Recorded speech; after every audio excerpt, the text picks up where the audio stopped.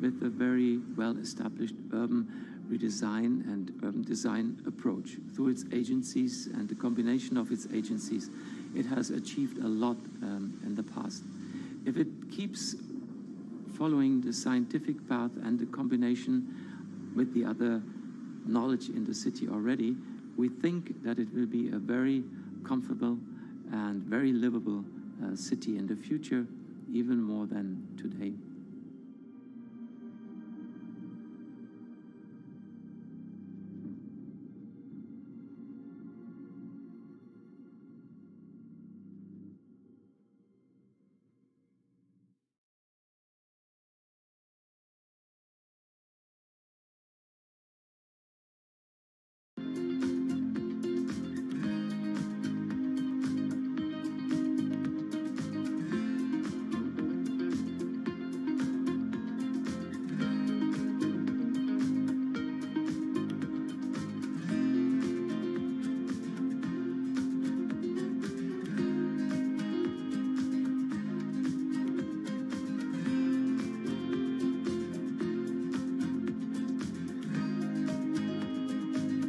Times are tough.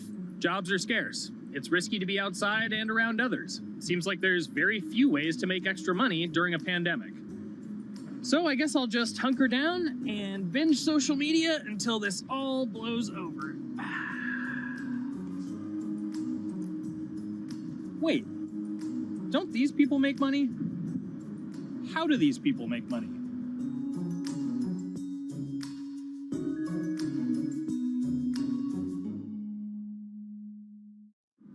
Streamers, YouTubers, Twitch stars. How do they make money? Is it a lot? Is it a lot of work? I know, I gotta ask somebody in the biz, and I got just the guy. Austin John Plays. This is your full-time job now, right? As of November of last year, yes. This was always just kind of like a side thing. Like, any money that I made from doing my videos and whatever else, I never touched that because I didn't really think of that as being like real money. And then it started coming in more and more. And then it was like I hit my first day that I broke $1,000 and I was like, this is actually going to be money. How did the YouTube channel come to be? When the game Pokemon Sun and Moon came out for the 3DS, there was like things that I learned about the game, and then I wanted to just share that information with people. And at the time, I didn't have any way to capture a screen or anything, so I found like generic footage and I kind of put it all together with so much editing. And that video got 6 views. And then 2 days later, I made another one, and that one got 12 views. And then I just started pumping out more and more content, and people were like, this guy knows what he's talking about. It really just started building on top of itself, and then it was like, my channel really focuses on tips and tricks. So I play a straight 18 hours, and I'll finish the game or get to about the 40-hour mark, and then I'll make my first video. While I'm going through, I have a giant notepad and just scribbles everywhere, and I make these notes of like the things that stumped me, so I know the things that may stump other people. What do you need to think about if you're building your YouTube channel? 1, You need to do something that you're passionate about. Not that you like, not that you think you're gonna make money on, something you're passionate about. The other thing is something that other people are passionate about. It holds a special place to them. And third is, it needs to be something that people are gonna seek out information on. In order to enter into the marketplace, you either need to be better than everyone else, you either need to be faster than everyone else, or you need to be more accessible than everyone else. And you can't be more accessible because it's already on the platform. Granted, if you understand how the algorithm works, which is very similar to Google Analytics, then yeah, you can have a little bit of a head start. But if you're not doing it faster, and if you're not doing it better than everyone else, then why should anyone watch your channel? So my income as a YouTuber kind of breaks down to 3 different ways. 1, which is the bulk of it, which is ad revenue. Whenever you go and you watch a video and then there's an ad and then you wait 5 seconds and you hit the bottom right corner and then you go on to the next video, or a non-skippable ad, or the video starts immediately, you get the little banner ad at the bottom, or if you scroll down from the video, the first thing that shows there is an ad. Those are the 4 different types of ads that can appear on every single YouTube video. And all of them pay a certain amount. It varies on lots of things, like the country of the person who posts it, the country of the person who watches it, the time of year, where you are in the quarter, if there's anything going on with a reduction in ad revenue. Like, great example, COVID-19, companies weren't spending as much on advertising. So because of that, CPM went down. CPM stands for click per thousand. I'm using the Roman numeral for 1,000. And that means that for every 1,000 views, you get a certain amount of money. Now, on low ads, when I first started off, my CPM was 30 cents. So every 1,000 views, I made 30 cents. But then once I signed with an MCN and I started making more quality content and more engaging content, some of my better videos and certain times of the year, I can see CPMs as high as $12 to $14. And there's a big fluctuation between, you know, if I post a video when there's no ads being spent, like January and February, that's a reason a lot of your favorite YouTubers and also TV shows don't post new videos in that time of year because ad rates are down. Why are they going to make content then? Instead, you're recording and you're bulking up for when ad revenue is higher. The second way that a YouTuber makes income is support, crowdfunding, things like that. When I first started off, Patreon was really the only option, but then they started rolling out supporters and members for YouTube channels. So whenever I have a live stream, you can click a button and then you can become a member, and then you get special icons next to your name. I believe they're called badges. Or on any video, you can hit the join button, and that helps support the channel. And then the third aspect of that would be merch. And for me, my merch has been somewhat basic. In fact, I'm wearing one of my t-shirts from last year right now. You have to endure the times that your first video gets 6 views, that you post it on Reddit and they say, shut up, and then an auto mod bans you. You have to go through that, because until you go through that and you discover why you're doing it, you're not doing it for other people, you're doing it for yourself. If you're not loving what you do, then it's not worth it. Huh. So make a channel about something that I'm passionate about. Oh, sweet. I guess I can make the channel about that.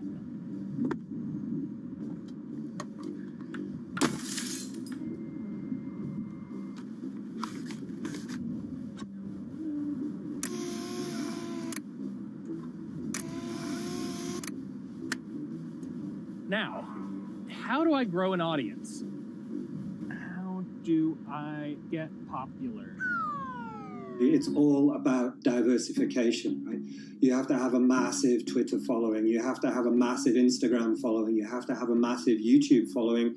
Of course, you have to be on Twitch, which is the key platform. But basically, any way you can get in front of your audience, you can engage with your audience, is going to drive those clicks, which ultimately drives the advertiser revenue that you get back from all of these platforms. It's me and Dan playing video games and talking in a funny manner over them. They're not just people who are good at games, they're actually people who are good at online engagement, online entertainment, first and foremost. You have the right to remain stylish. Anything you wear can and will be used against you in the court of fashion. The streamer is either very, very talented at the game. The best player in the game is generally going to draw a crowd because people like watching people who are very good. On the other hand, they're either very, very good or funny, charismatic, whatever it is on that side. Oh, no. You know, it becomes more of a show where they talk about other things outside of the gaming world, and gaming becomes really just a backdrop and an excuse to engage with that audience. There were those weird, like, Ronald McDonald, like, straight to VHS movies. You remember those? I'm personable, I'm chatty. I would kind of, you know, when boring things were happening in the game, I would ramble on about, you know, movies I'd watched or books I'd read and, you know, or conversations I'd had and stuff like that. And so I think being personable was a big part of that. It's not just getting on and playing games. It's getting on and being an entertainer. You are putting on a show. All right, now let me go ahead and grab the samurai sword that every gym has. Okay, he's dead. To have a larger audience and to have that audience, I think, stay with you, you have to bring something extra. You know, you have to find your niche. You have to find what works and what connects with the audience and what makes them laugh and what makes them keep coming back. content. You got to make it a little more exciting. All right? Throw in a hanging bishop. Have everybody in suspense for a moment. I think the real most important thing is to just get used to being on camera. Like in any sort of performance thing, is get used to talking on camera.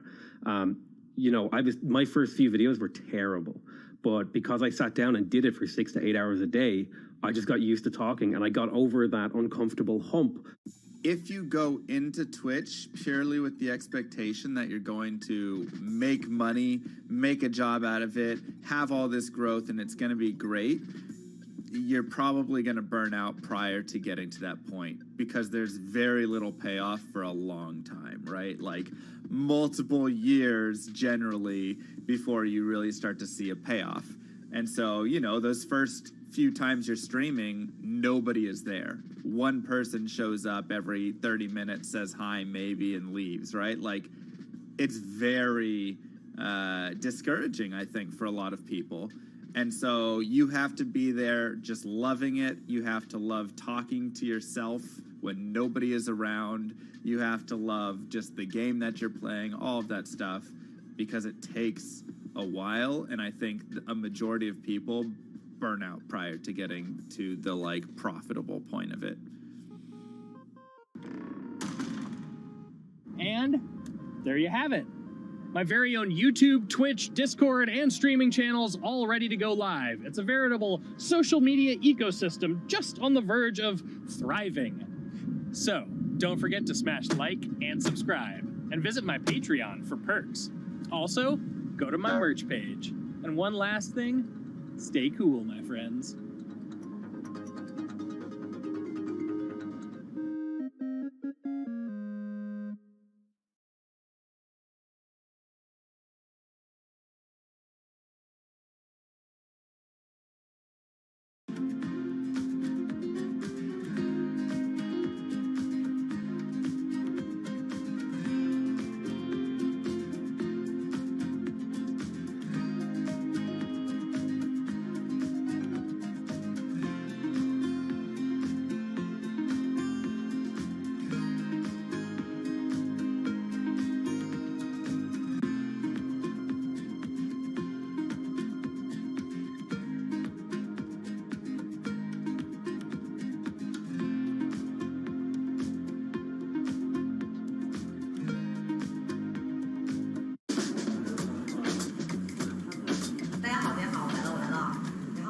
This is live stream shopping, one of the hottest trends in China. Every night, tens of millions of people watch live shows hosted by influencers like Thea and buy the products they recommend. On e-commerce and social apps like Taobao and Douyin, the sister app of TikTok. 我觉得已经改变了大家的购物的方式。其实各种各样的产品，哪怕你不买，你也可以来看。当然，你看了，你就有可能会买。It's not about, only shopping. It's about the experience. It's about having fun. You got to see 3D. You got to see in some kind of action. It's almost like a theater act. The internet craze has taken over China. By the end of 2020, the country had almost 400 million live stream shopping users. China's live stream e-commerce market has also grown dramatically, with an estimated value of $161 billion in 2020. It's becoming popular outside China as well. So, is live streaming the future of shopping?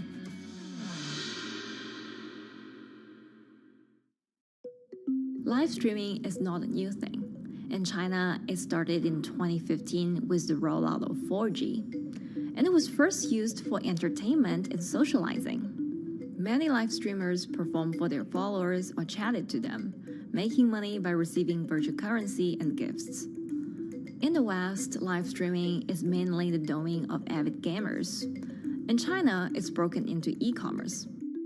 China actually has a very big e-commerce empire, so it uses these super apps, what we call that you have payment, you have search of information, you have recommendation system, and you have a huge amount of goods available on the platform, and as well as a lot of consumers. So with this advantage, they merge these features of live streaming to make the influencers actually sell goods. Here is a perfect choice: nice neutrals, beautiful print, nothing overwhelming, and the warmth and comfort of flannel.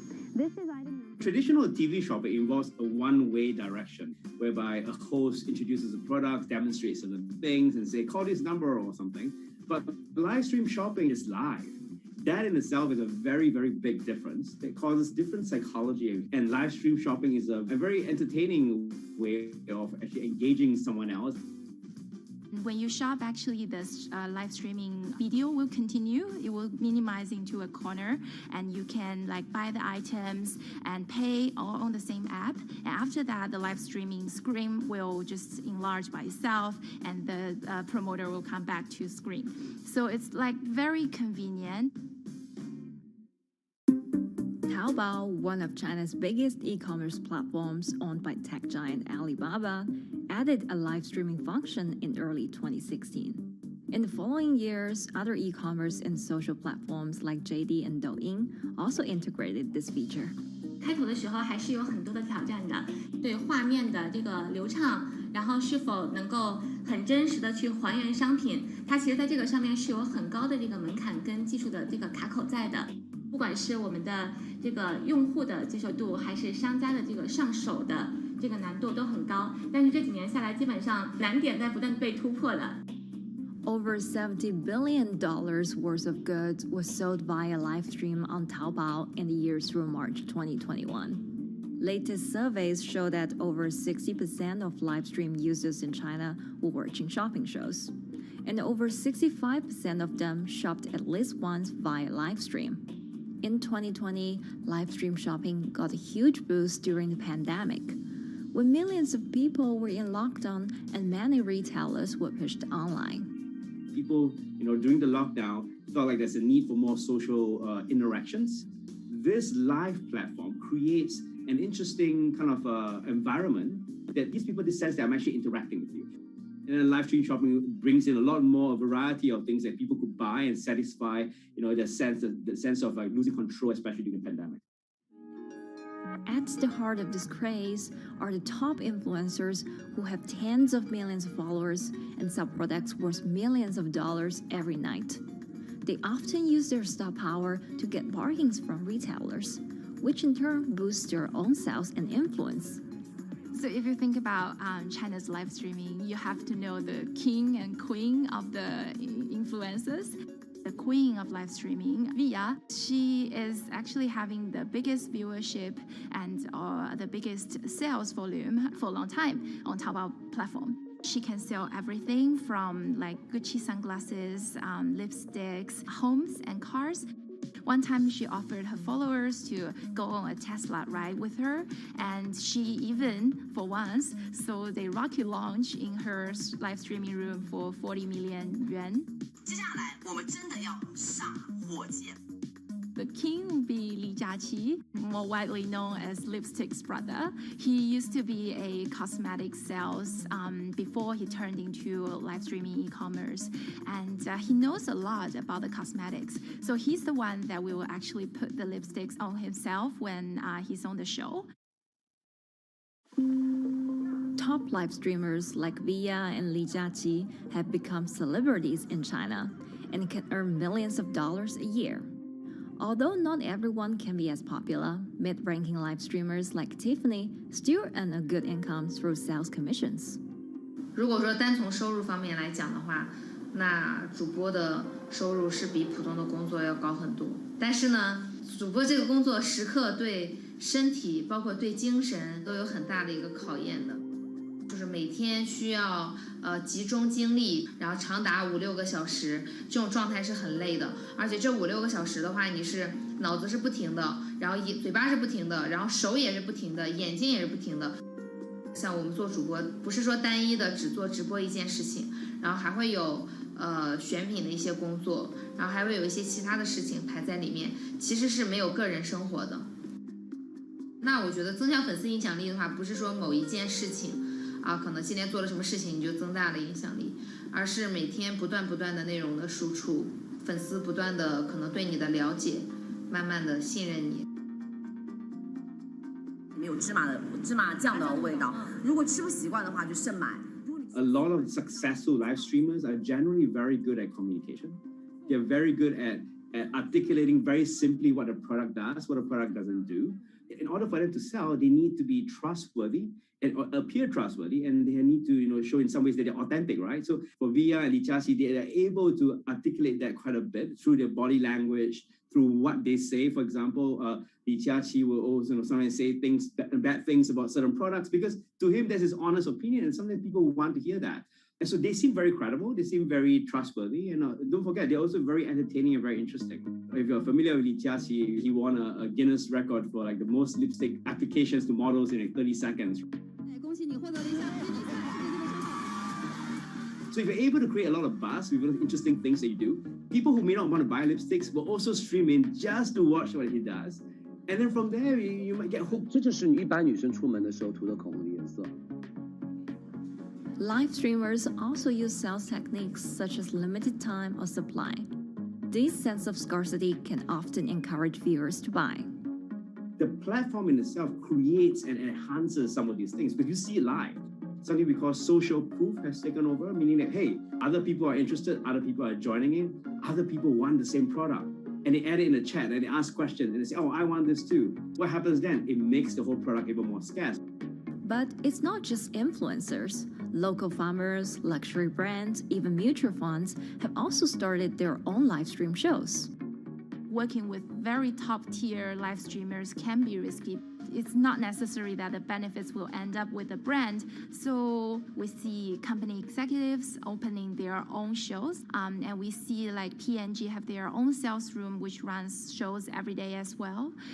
We also have like local governors in like small towns to sell their agricultural products. So the live streaming is definitely transformed the way product owners can think about how to reach their consumers, and it enables a lot of players to actually sell.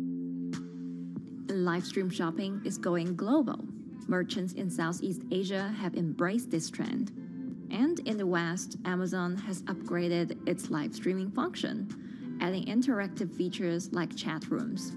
Companies, including Google and Facebook, are also developing and investing in technologies to integrate video and e-commerce.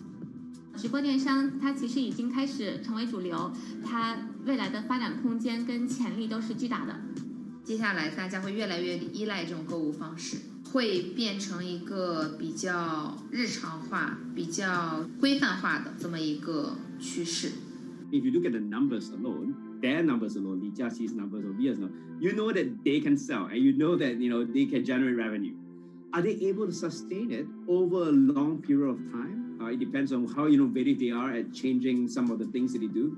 But you can't expect consumers one day turn into virtual shopping for good. There will be the nature of us that crave to go into the store, to touch the goods and actually wear it and see how it looks like and walk around in that with our friends. And those things wouldn't be replaceable with live streaming.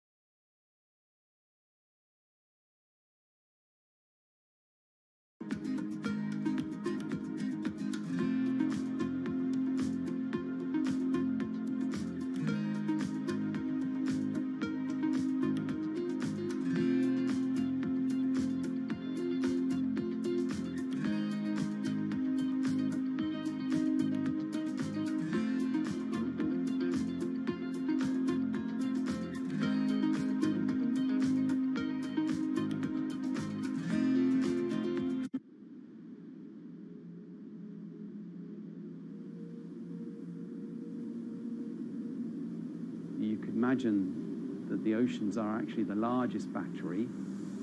We're storing huge amounts of energy in the oceans. The wave motion can be very deep. It can extend down several hundred meters. And once it gets to the near shore, from about 50 meters, the whole water column is moving backwards and forwards. As we search for ways to reduce our reliance on fossil fuels, some are looking to a largely untapped potential source of renewable energy. In theory, waves off the coast of the United States alone could generate over 2 trillion kilowatt hours of electricity a year, enough to power more than half of the country. Waves intensify and subside not as quickly as the wind, and that means that it can produce a smoother power generation curve. One of the potential advantages of wave energy is that it could act as a complementary source of power compared to other renewables on the grid if it were to be scaled up to commercial scale.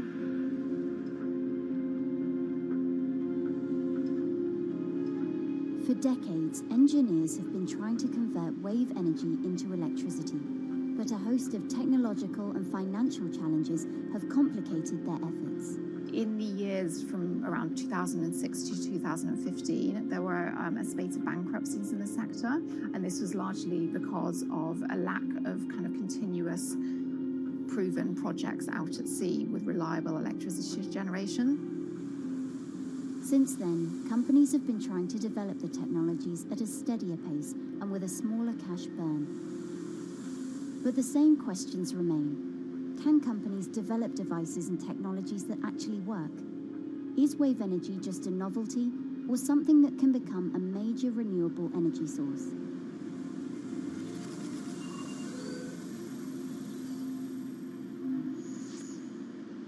The sea is a very challenging environment within which to operate a power project.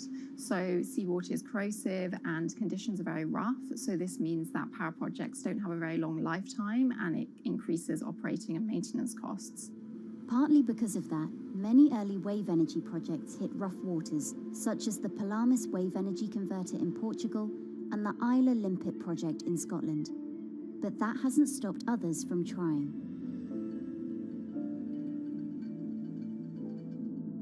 Companies are focused on testing projects out at sea, proving their durability, trying to raise capital and bring down cost. The sector hasn't really converged around one single technology design, and companies are kind of undecided about which design works best.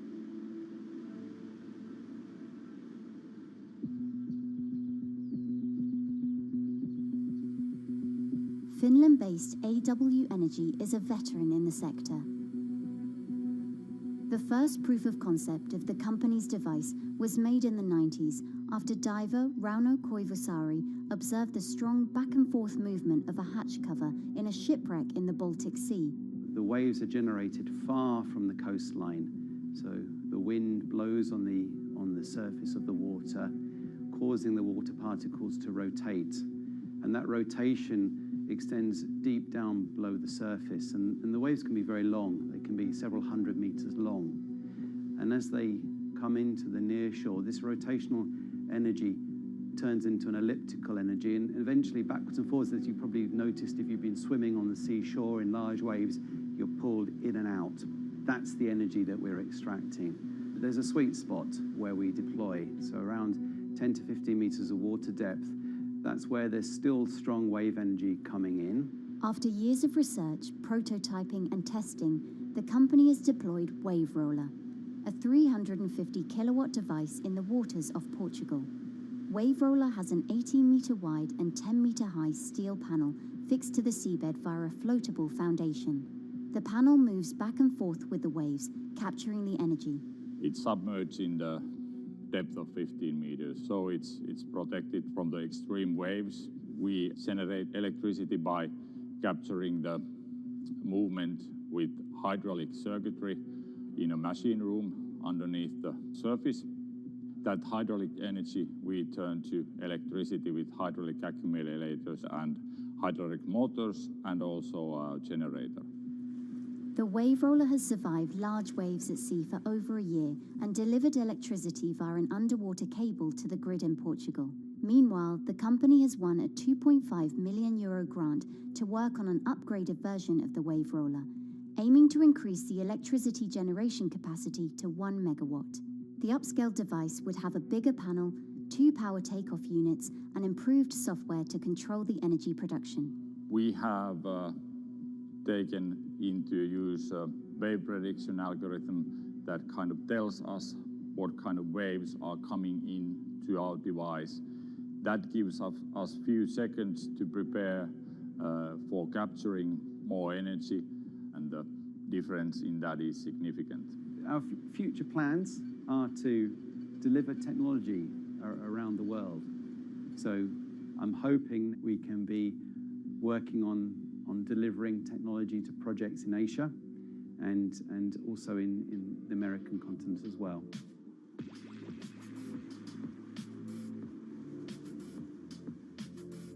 Meanwhile, Israeli company Eco Wave Power is taking a different approach to capturing the power of the ocean.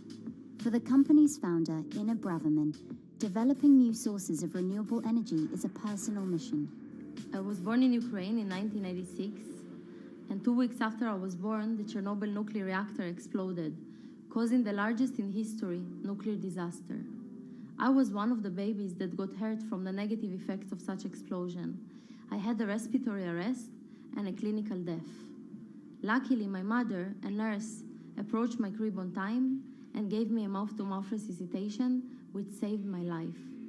I got a second chance in life and decided to do something good with it. Growing up, Inna wanted to be a politician to positively change the world. After working as a translator at a renewable energy company, she decided to change paths. Solar and wind energy were fully commercialized. There were a lot of amazing technologies implemented everywhere. I saw that wave energy, although it's an immense source of electricity, the biggest companies in the world are trying to develop wave energy with no success. And there was kind of a race going on in the world of who is the company that is going to develop a viable wave energy solution first. In 2011, the then 24-year-old Inna co-founded Eco Wave Power. Instead of installing devices offshore, the company's devices are attached to existing breakwaters, jetties, and piers. Our technology is very cost efficient, especially in comparison to the offshore technologies, because we don't need any ships, divers, underwater mooring or cables. We install on existing man-made structures, and all our expensive equipment, the generator, the hydraulic conversion unit, the automation, is located on land just like a regular power station. This is the EcoWave Power conversion unit that has been operating in Jaffa Port since 2014 until 2020. Here you can see how the technology works. Basically, the floaters are going up and down and pushing the hydro cylinders, which transmit biodegradable fluid into land-located accumulators. A pressure is being built. The higher the waves, the higher the pressure, which is used to turn the hydro motor, which is turning the generators. The whole system is controlled by a smart automation system, which you can see right here. And in case of upcoming storms, the system automatically raises the floater above the water level and keeps them in the upward position until the storm passes. The company has been operating a 100-kilowatt grid-connected device in Gibraltar since 2016, which is enough to power 100 households. Currently, Inna and her team are working on another 100-kilowatt project at the port of Jaffa in Tel Aviv. The project will be also the first time in the history of Israel that wave energy will officially connect to the electrical grid. And our goal going forward is to expand it to all suitable breakwaters in the city of Tel Aviv and to supply a significant part of the city's electricity needs. Today, engineers and entrepreneurs are still trying to crack wave energy. Globally, only a few hundred kilowatts of wave energy are deployed, compared with gigawatts of offshore wind. But the field has come a long way in recent years, and with the right engineering solutions, this new power source could eventually become competitive with more mature renewables like solar and wind. I would have a lot more confidence in the success of wave energy companies today as opposed to like 20 years ago. But in the next few years, or maybe the next couple of decades, it will be more likely to be used in remote locations like islands that are otherwise dependent on expensive diesel power, or out at sea on gas decommissioning rigs, or for powering underwater autonomous vehicles. So definitely, wave energy can compete with other renewable energy sources, but I personally believe that this is not a competition. In order to have a 100% renewable energy friendly world, we need all renewable energy sources to work together.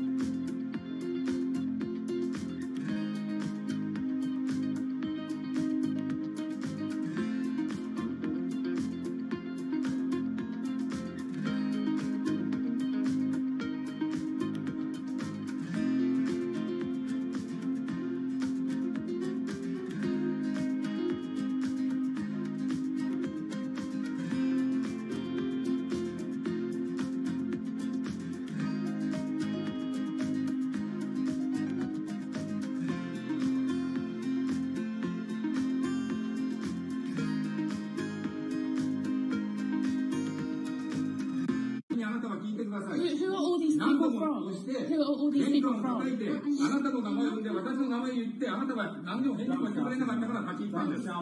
So can you please tell me? I'm not going to... please wait. You know, I've covered a lot of companies. I've covered a lot of Machiavellian companies where, you know, people play rough. I don't think I've ever seen anything on the scale of Nissan. He is making you, but you're like from this side. I mean, it's corrupt. The system is... One of the most dramatic elements was Ravinder Pasi's home being raided by court officials in Yokohama. You scared me, you scared my children. I worked in Nissan for 16 years. So Rav Pasi's journey into the darkest recesses of the Japanese corporate world started when he was the general counsel, the highest corporate lawyer position in the company. In the past few minutes, Nissan has revealed that its chairman has been arrested after allegations of serious misconduct. He was tasked with investigating Carlos Ghosn. And he was told, conduct an internal investigation and get to the heart of the matter. And then along the way, he started to notice serious conflicts of interest. He is one of the few people who knows an extreme amount of detail regarding the alleged crimes by Carlos Ghosn. And he's now ready to tell his own story on the record about some of the events that happened.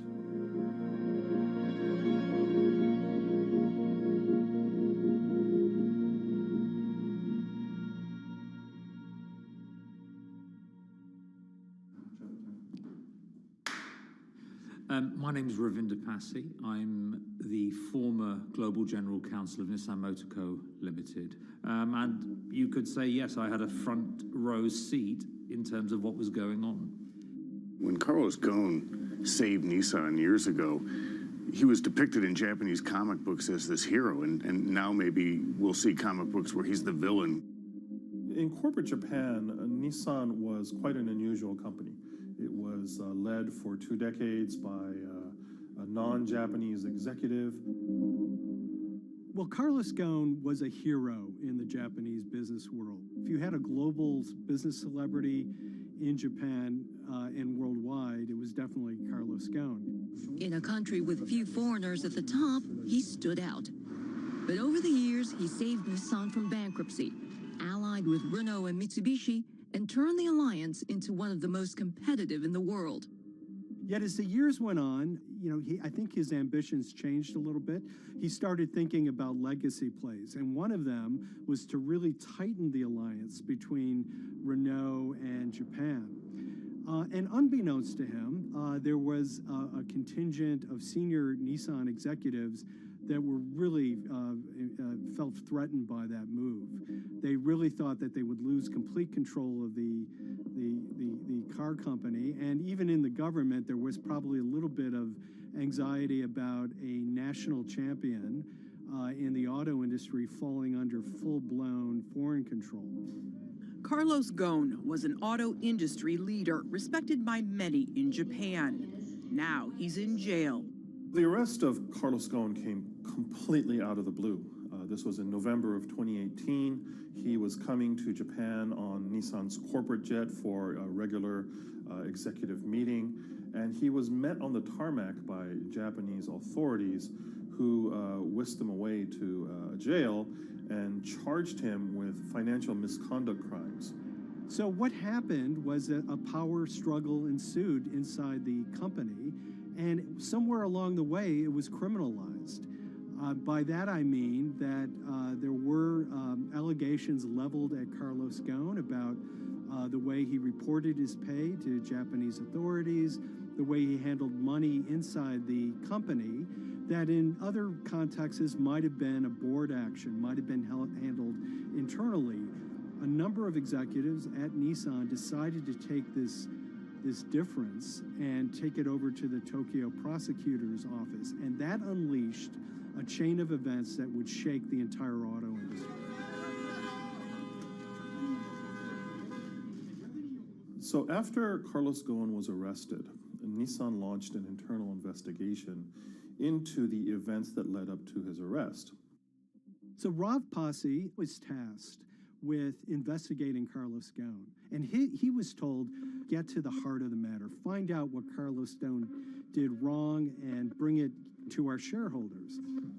It's really complicated because you had various things coming out of the weeds. 2018, the investigation has started, and we become aware of matters in terms of conflicts, actions by certain individuals that cause some concern because things might not quite be what they seem. So in our story, we really took a close look at Harinada and his role in Carlos Ghosn's downfall. Harinada is one of the most fascinating figures inside Nissan. He's also a lawyer. He's originally Malaysian. Hello, Mr. Hadi. And he had a meteoric rise through the company and became very, very close to Carlos Ghosn and other top figures. He had a front row seat at all the major strategic deliberations at the company. And when he discovered that Carlos Ghosn, as his final legacy play, was going to tighten the relationship between Renault and Nissan, he made a decision to go against Carlos Ghosn. And he became one of the key figures that decided that Carlos Ghosn had to go.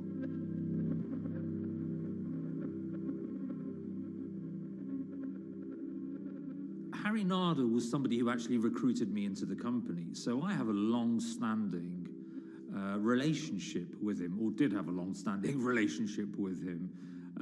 For many, many years, he was a mentor. I had doubts about the credibility of the process right at the start. Harinada had a plea deal with the Tokyo prosecutors. Now, that suggests he was intrinsically involved in some of the wrongdoing, or the allegations of wrongdoing, and it just didn't smell right, just doesn't sit right. So there was a basic conflict of interest. In other words, Harinada had to deliver results to Japanese prosecutors to avoid his own criminal liability, and he's accusing and leading the investigation of Carlos Ghosn. Some of the people who had been involved in the original alleged crimes were also looking into the affairs themselves. Ravinder Passi began pointing out some of these conflict of interest issues. And the reason for that is essentially his concern was for the company. If the company's own investigation into itself was compromised, that could lead to a very weak position in various lawsuits that it was dealing with across the world. I had discussions with Harry, discussions with the statutory auditors about these conflicts, discussions with HR about some of these conflicts, because at that point, we reported into him. You know, at the time, everything was quite, as you can imagine, it was, we've got to do this, we've got to do that, we've got to move fast. But when you step back and look at some of these things, you just think, my God, what was going on here? Because me, members of my team, were being placed in immediate danger. Your chairman's been arrested, a representative director's been arrested. They both happen to be foreigners. And then now what we need to do, we're being instructed to do, is certain compliance professionals need to go into properties in Brazil, for example, and retrieve evidence. They've got to do it very carefully, because if they don't do it carefully, they're going to get convicted of criminal activities.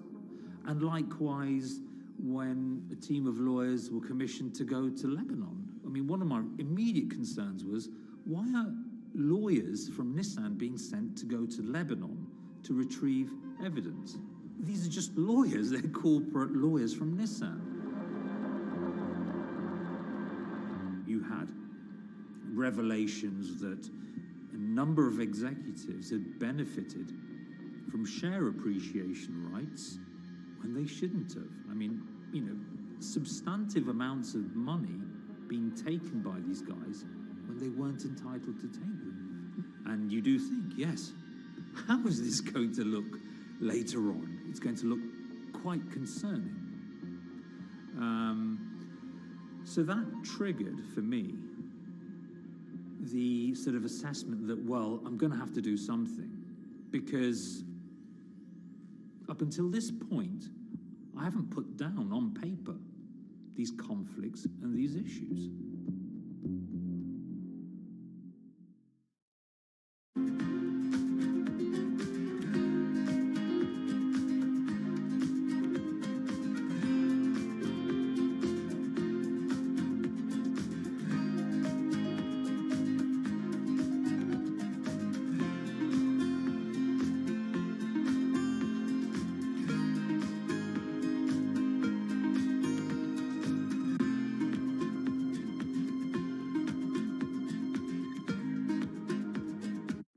So Rav Pasi makes a fateful move. He writes this letter to the board listing every suspicion he has in great detail, backed up by evidence, backed up by memos, of why this internal investigation had serious problems. He sends the letter to the board, and it's crickets. He doesn't hear much of anything. Nothing happened thereafter. Nothing at all. Just like it just gone into a black box. And he began to suspect that there was a desire, even at the highest level within Nissan, to kind of sweep these conflicts of interest under the rug. Unfortunately for me, I think, again, with hindsight, people must have thought that this is the nail that's sticking out, and we can't have this. Within 3 days of me submitting that to the board of directors, that letter to the independent board of directors, I was removed from the Ghosn Executive Conduct Matters. I was then told that I could not attend board meetings anymore. And up until that point, I had attended every single board meeting. I was then also told that after 8 years of being in Japan, I'd be going back to the UK. It eventually transpired that I'd be the VP of Projects and Transformation, managing a team of 3. So you can imagine what this feels like at this stage. Almost an arbitrary removal from Japan, where I've lived for 8 years, had 3 children there, my family has grown up, and we've been settled there, having a few months earlier been promoted to vice president at a global level, to being almost demoted. So Pasi was essentially being reassigned to get him as far away from the internal investigation as possible, and also to a certain extent in retaliation to some of the issues that he brought up regarding the internal investigation and Harinada. What happened to Rav Pasi can be seen as a series of corporate humiliations. I mean, first of all, his immediate responsibilities were taken away from him. Eventually, he lost, the coveted general counsel title. But it didn't stop there. Toward the end of his stay in Japan, Rav and his wife were convinced that they were being followed. During that period, I'd noticed that whilst driving my car, I'd have other cars following me. First time I noticed this was around mid-March, and I was driving, I can't remember where I was going, but this grey van, small van, just literally started following me. And I noticed that there was somebody in the car taking pictures. And lo and behold, we were absolutely being followed either by people on foot or other individuals, 2 or 3, normally 2 burly men in a car, different cars at different times, following us around. They were following the family as well. And, given I'd seen the Nissan security department behave in a very, very egregious manner with others in terms of following and surveilling, I was very concerned as to what they were doing and who they were giving this information to. Because if they're giving this information to the authorities, you do think, why? What's going on here? I mean, this is just not normal behavior. And this all culminated in a rather dramatic event in the middle of 2020. Who are you people? Where Nissan had hired a legal team and had obtained an unusual court order from the district court in Yokohama to basically do a search of his home and seizure of his corporate laptop and phone and other documents. If you don't let us in now, we have to break this key. So it's a pretty extreme way to treat someone who had spent 16 years at the company. These people have all come in. We don't really know who they are, apart from the fact that I've been shown a badge that says the Yokohama court. And they're here to recover a laptop and a mobile phone. It was even more weird because I'd highlighted to the directors that certain Nissan executives were trying to recover this laptop and this phone whilst I was still in Japan. And I was very concerned because it had evidence on there that related to misconduct matters and other forms of inappropriate conduct. It was just another form of intimidation, another form of harassment, forcing me almost to leave the company and the country. Because once they'd retained and obtained these items, we were still followed, which, again, I just couldn't understand. What is the point of doing that? This is a car company. This is not the KGB.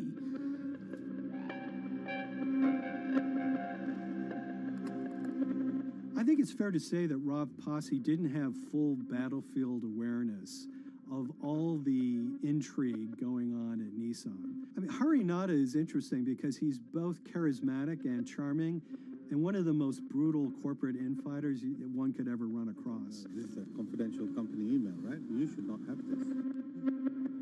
If he had fallen into line, he would probably still have his job at Nissan, be paid very well, and continued his work. A career that he spent 16 years building at Nissan is irretrievably broken. It's been smashed to smithereens. He and his family paid a huge price, certainly. But in terms of being able to sleep at night, I think, he's come out ahead. I highlighted issues to the highest levels of the company so that they could be dealt with appropriately by those in charge. There was no response to those, and there was retaliation against me. What's really profound, like absolutely profound, is that none of your colleagues, I mean people who you have known for years, forget it. Yeah. You're on your own. Yeah. And you got to be ready for that. You've got to be ready for that. If you take it on anyway.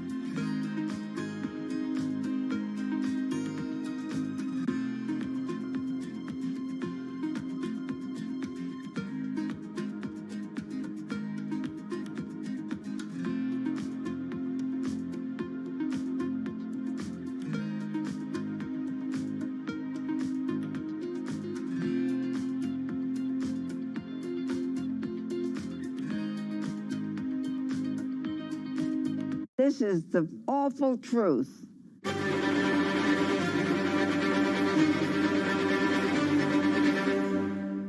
There's always someone in the family that's pushing it.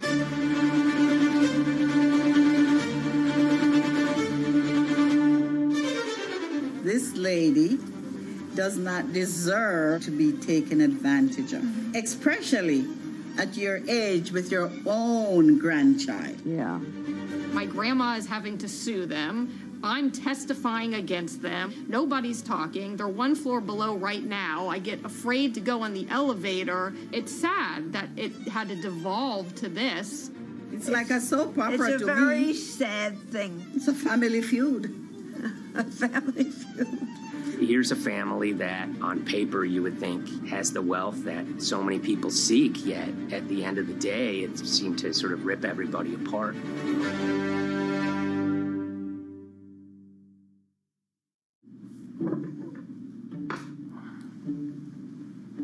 My name's Tom Schoenberg. I'm a senior reporter here at Bloomberg News, cover financial enforcement. I was approached by someone close to the Schottenstein family and asked whether or not I would be interested in writing about Beverly Schottenstein and this case that she had against JP Morgan. And it was immediately clear that there was a great story here to be told.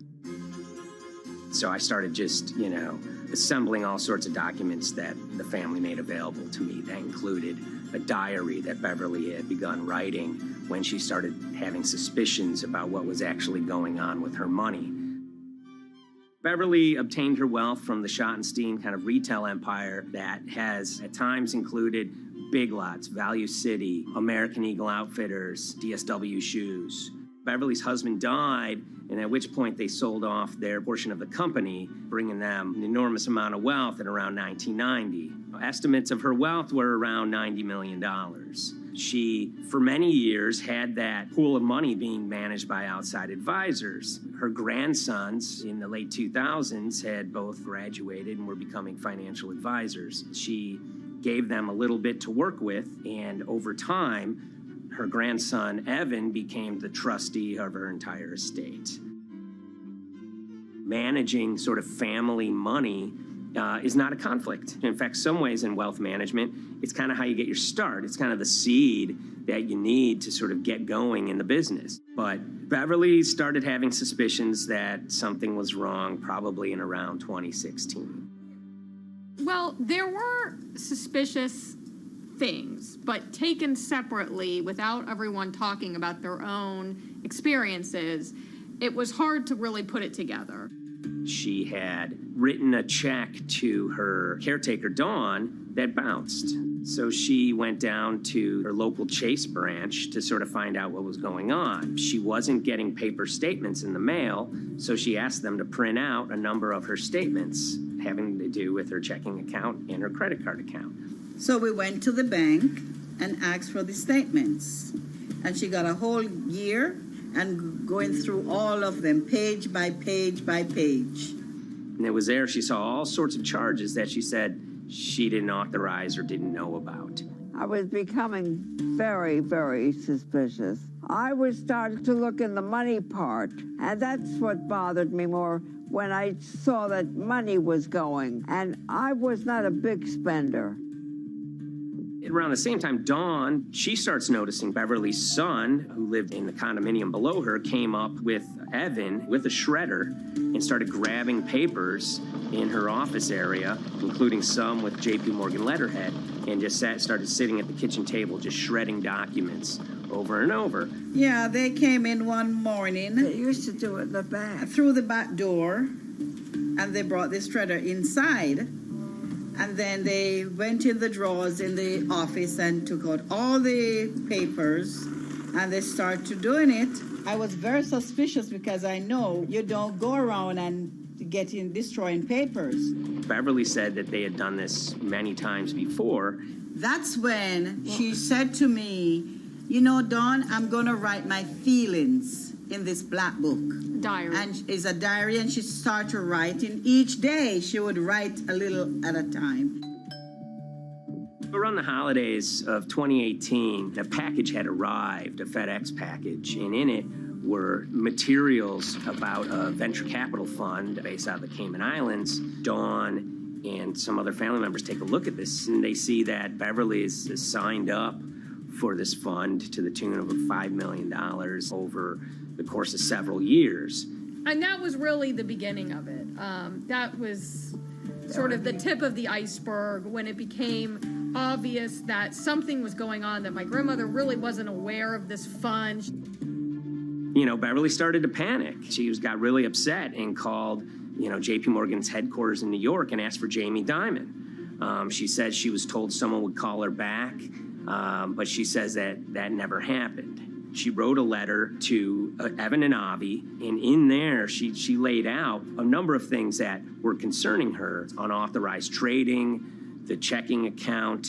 She had about $1 million worth of jewelry in a safe deposit box, and that her son Bobby had the key to that box, and that jewelry had gone missing. All this was kind of packaged in this, 5-page handwritten amendment to a will and trust. There's such an evolving narrative about why the jewelry was taken. The only truth we really know is that the jewelry is gone. But why it happened, there have been a lot of different stories. You just don't take your mother's wonderful things and hand it out. And they emailed that note to J.P. Morgan to seize all activity on her account. And it ended up setting off a firestorm after that. As soon as they got this email that there was a cease and desist and that she wanted to send her money and change brokerage firms, they were actually vacationing one floor below downstairs. They're there right now. The next day, Beverly's in her place. The granddaughter's still in her place visiting. Dawn is there, and up comes Bobby kind of barging through the door. And he's screaming about what was sent to the J.P. Morgan. They're now investigating them. And he's furious, takes his mother and sort of puts her into a chair, gets pen and paper, and she says physically forced her to write a retraction letter. They were pushing me around. It was a scary time. I was really afraid, too. I had to take her to the doctor, and she did an x-ray because she was in so much pain. The locks had to be changed. The phone number had to be changed. I really thought we were going to have to hire guards to be outside just for protection. Oh, it was terrible. Horrible scene. Beverly brought her case before the Financial Industry Regulatory Authorities, usually known as FINRA. It took several months of hearings. She sees all sorts of transactions that's going on, hundreds of them that she claims that she never knew about, never authorized, but yet were logged in J.P. Morgan's files as having been direct requests from her. That included the sale of a large amount of Apple stock worth several $1 million, as well as all her stock in Big Lots. Over the course of their time with J.P. Morgan, Evan and Avi were making all sorts of trading on her account that was generating millions of dollars in commissions for themselves and the bank, yet she was not sort of getting any of the type of gains that you would expect sort of an $80 million account in a bullish market to be able to get. They issued a ruling entirely in her favor, finding that her grandsons, as well as J.P. Morgan, they were liable for violating their fiduciary duty, misrepresenting themselves, and they also found that the bank and her grandson, Evan, were liable for elder abuse. Evan and Avi, they were fired from J.P. Morgan. They issued an award of about $19 million. I reached out for comment, and J.P. Morgan emphasized that Evan and Avi were no longer with the firm and that their actions do not represent the sort of values of the bank. I reached out to Evan and Avi, heard back from their lawyer saying that, they disagree with the law and the facts that FINRA kind of used to decide the case against them and are seeing if they can have it withdrawn. Her son, Bobby, wrote her a letter, said his sons weren't criminals, and he also admits to taking her jewelry. And he says he needed it to pay off some bad business debts he had. They never once came up to say, I'm sorry. If there had been an apology and some acceptance, and asking for forgiveness from my grandmother, I don't think we'd be in the position that we are now. Since the piece came out, we've received dozens of messages from people, many of whom are telling their own sort of personal tales of, kind of financial advisors gone bad, or family members who got control of an estate and abused, those within. Seems that it's really resonated with a lot of people. I keep, hearing a lot of feedback about Beverly and how, a lot of people feel she did the right thing. You're never too old to stand up for yourself and try to right an injustice. She was adamant that she wanted to stand up for herself, but at the end of the day, they did wrong. It's a painful life lesson.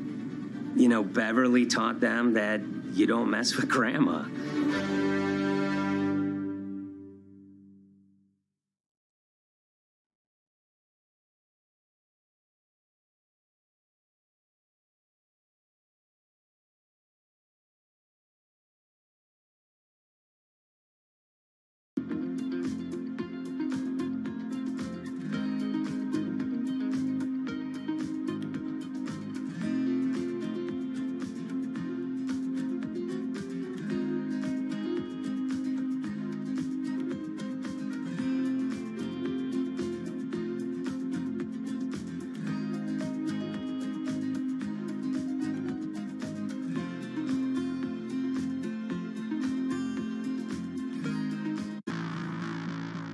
On April 20th, oil markets did something they never had before, and they crashed, went into negative territory and closed the day at minus $40. Meanwhile, in a place called Thaden Boyce in Essex, a group of 9 traders, led by a guy called Cuddles, made $660 million over the course of a couple of hours. The price of oil has collapsed to a record low. We've never really seen anything like it. WTI this morning down more than 35%. People maybe wouldn't have been so surprised if the oil price had fallen to zero, but the oil price went to minus 38. It went far lower than anyone had expected. And so lots of people in the market were saying, well, hang on, something else is going on here.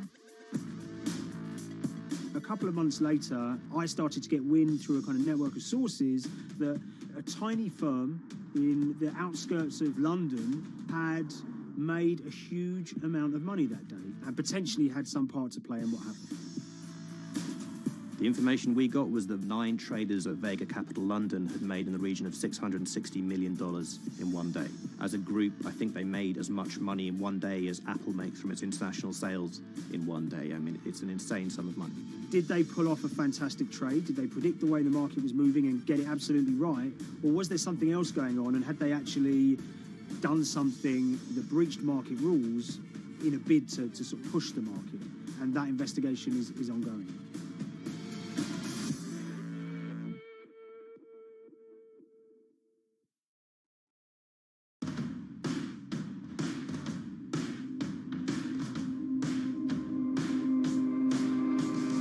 So Paul Commins is a trader who cut his teeth in the pits in the 80s and 90s. When everyone had a nickname, his was Cuddles.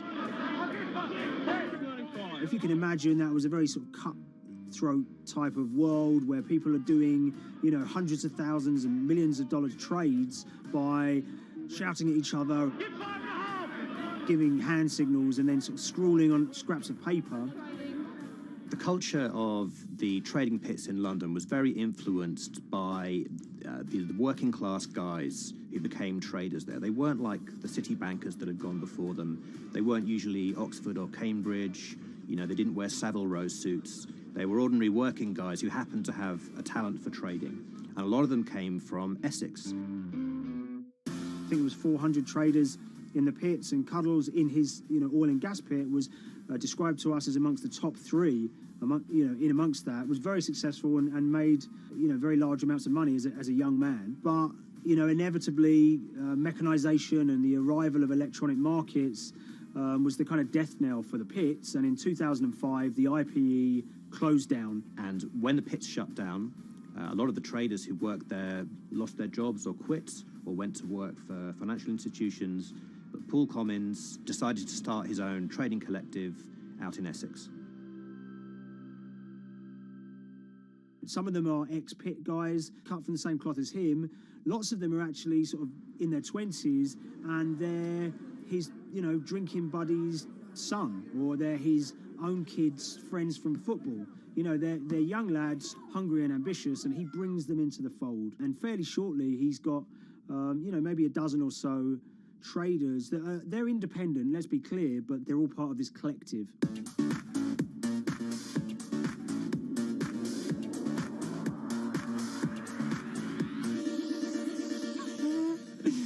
Yeah, I'll let Liam deal with Essex. I am from Essex, so I feel like I'm free to, to get into this. Sweet, as they say. If you were to ask someone in Britain how they would imagine a kind of Essex person, they would see someone who's maybe slightly flamboyant, with a sort of Cockney accent, a sort of Guy Ritchie-style accent.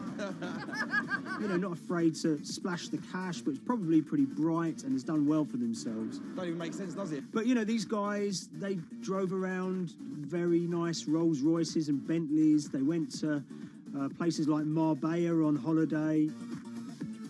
Baden-Boyce is a very wealthy place. You have to have considerable income to be able to afford to live in that village. It's a really nice place to live, and it's 20 minutes tube ride away from the city. Earlier in the summer, we have this lead, which is that there's this tiny firm called Vega Capital London, and they were the biggest winners from the biggest oil crash in history. Anyone that covers markets is going to be surprised about that. You're thinking your BPs of the world or your Glencores, but it's this tiny firm. And one of the big challenges that we had was actually finding out who worked with Vega Capital. It wasn't immediately obvious, and at first we had absolutely no idea. If you go to the Vega Capital website, it says it's under construction. If you do basic online searching, it's very difficult to find anyone who's publicly connected to the company. So inevitably, we're incredibly curious at this point. Like, who the hell are these people? The more reporting we did, the more it became clear that this group were connected socially as well as professionally. They went to weddings together, they played golf together, they would go on holiday together. We found out that a number of them were members of the West Ham Supporters Club in London. A few of them started companies together, so you could see all the connections between them and start to see a distinct group emerging. And it really just was this kind of shock that, this wasn't just like a hedge fund or a firm you'd never heard of. This was actually a group of buddies who all had the same experience on this day and had all made a huge amount of money. So if you're an oil trader, there's a number of different ways you can trade, and probably the most popular is WTI futures contracts. And it's basically a contract that says, I'm going to buy 1,000 barrels of oil from you at this point in the future, or I'm going to sell 1,000 barrels of oil to you at this point in the future. It's actually just a financial contract to gamble on to predict whether oil is going to go up or down. On the 20th of April in Essex, there had been signals for a while that this was going to be an exceptional day in oil markets. And we know that some of them arose early and started their trading in the early hours of the morning while it was still dark outside. Essentially what they were doing is buying contracts that gave them an obligation to buy oil at whatever the price ended up at 2:30 p.m. So they're basically placing a bet that oil was going to fall throughout the day. But they're simultaneously selling lots of oil as well. And whether they make a profit and how much profit they make is the difference between what they buy the oil for and what they sell the oil for. Now, of course, we now know throughout April 20th, the price dropped and dropped. So this is going very well for them. They are committed to selling oil at these prices, and the prices are continuing to fall, which means they're going to be able to offset it and buy oil at cheaper at the end of the day. Now, once it gets to kind of 1:30, 2 p.m., that's when things start to get really interesting. Suddenly there's a kind of influx of buyers and sellers, as desperation increases in the market and trading volumes go up. Now, at 2:08 p.m. exactly, something bizarre and unprecedented happened, which is that oil passes into negative territory. And it fell to a record level of minus $38. We've never seen anything like it, period, in terms of the contraction of the global economy. That huge gulf between what they were buying the oil for and what they were selling it for enabled them to make more money than they ever thought possible. So their profit was the difference between minus 37, and all of these positive numbers on every contract they sold. The price of crude briefly hit minus $37 a barrel. For one group of traders operating from a small office, it was a very, very profitable day. It's important to remember this had never happened before in the history of oil trading. No one could have predicted it. I can't think of another example of where you enter a trade and you get paid on both sides. You get paid both to sell and to buy. It's unthinkable. One thing we know about the Cuddles Trading Arcade is that they were very comfortable taking large risks. And, you have to be clear, this was a large risk. Yeah, we spoke to oil traders, both people that know these guys and people that don't, and they all say that this is, incredibly risky. And that's actually what stops a lot of oil traders doing trading like this. They simply aren't willing to stomach the risk. But Cuddles and his friends were. So when the kind of final calculations came down, the group of the 9 most profitable traders made $660 million or thereabouts between them. I mean, if you can imagine, I think 3 or 4 of them made in excess of 100 million each. One of the astonishing things about this trade is that 2 of the individuals who made more than $100 million in a single day were in their 20s. One of them was 22 years old. Only a few years earlier, he'd been posting on his social media about doing teenage stuff with his mates in town and going to see girls and rap music. And here he is a few years later making $100 million in a single day's trading. When me and Liam discovered that, we couldn't believe it. We couldn't believe what we were seeing.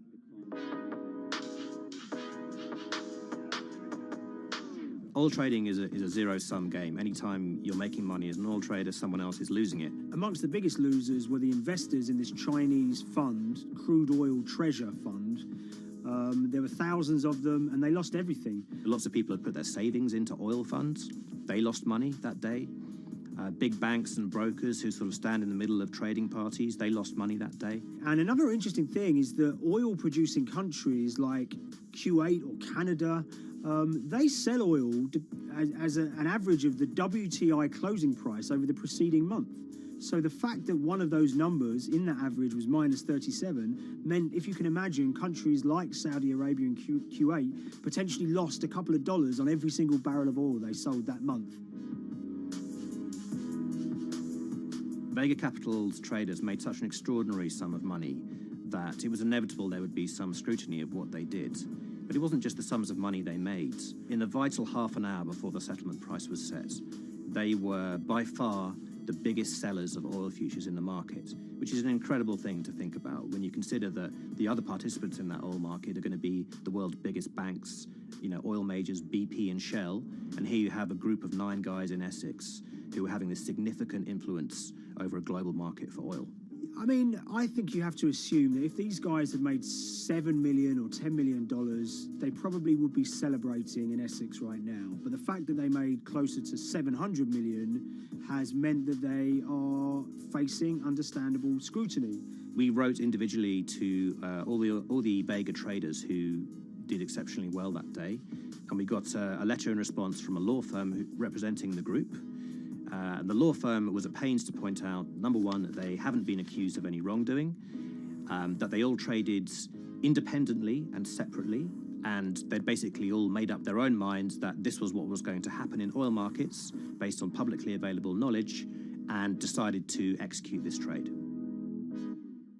What I love about these stories is there's a real variance of opinion, and some people will look at what happened and think that must be dodgy. They all traded at the end of the day. They all made a huge amount of money while all these people lost. That's shocking. But lots of people say these guys are at acute disadvantage. They're in a market that's inhabited by, huge technology-driven funds and firms and oil giants that have got all the advantages in the world, and when you get a bunch of Essex geezers who essentially beat the market and find a way to make a huge amount of money, they should get a pat on the back, really, because that's the dream. Since this happened, a lot of the guys have stopped trading the monthly settlements that they'd done so well at in the past. Several of them have set up new companies. They've essentially gone very quiet. Any kind of social media presence they had is kind of closed down. By all accounts, they're, waiting this out. It's certainly too early to try and predict how the regulatory investigations are going to pan out. We just don't know. There's a number of potential outcomes for these guys. Potential punishments if there are any findings of manipulation against Vega or anyone affiliated with it might be you could be fined, you could be banned from trading, and in the most extreme cases there have even been criminal prosecutions in the past of people who have been found to have been manipulating the settlement and misconduct related to trade at settlement. There are other outcomes too. One obvious one is going to be that they're able to walk away from this life-changing trade with all the money that they made and celebrated as heroes in the trading community. That they'll go down as legends.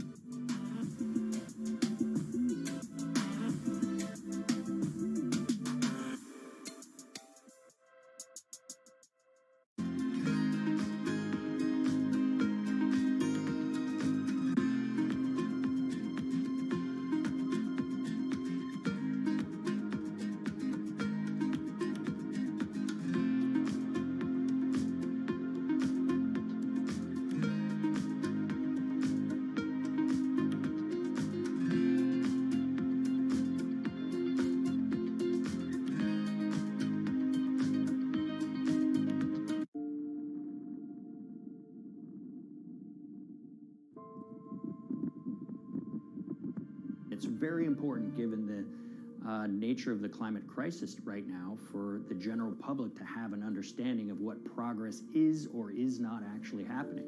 And I think many readers right now, they'll see these hundreds and hundreds of companies making these big, bold climate claims.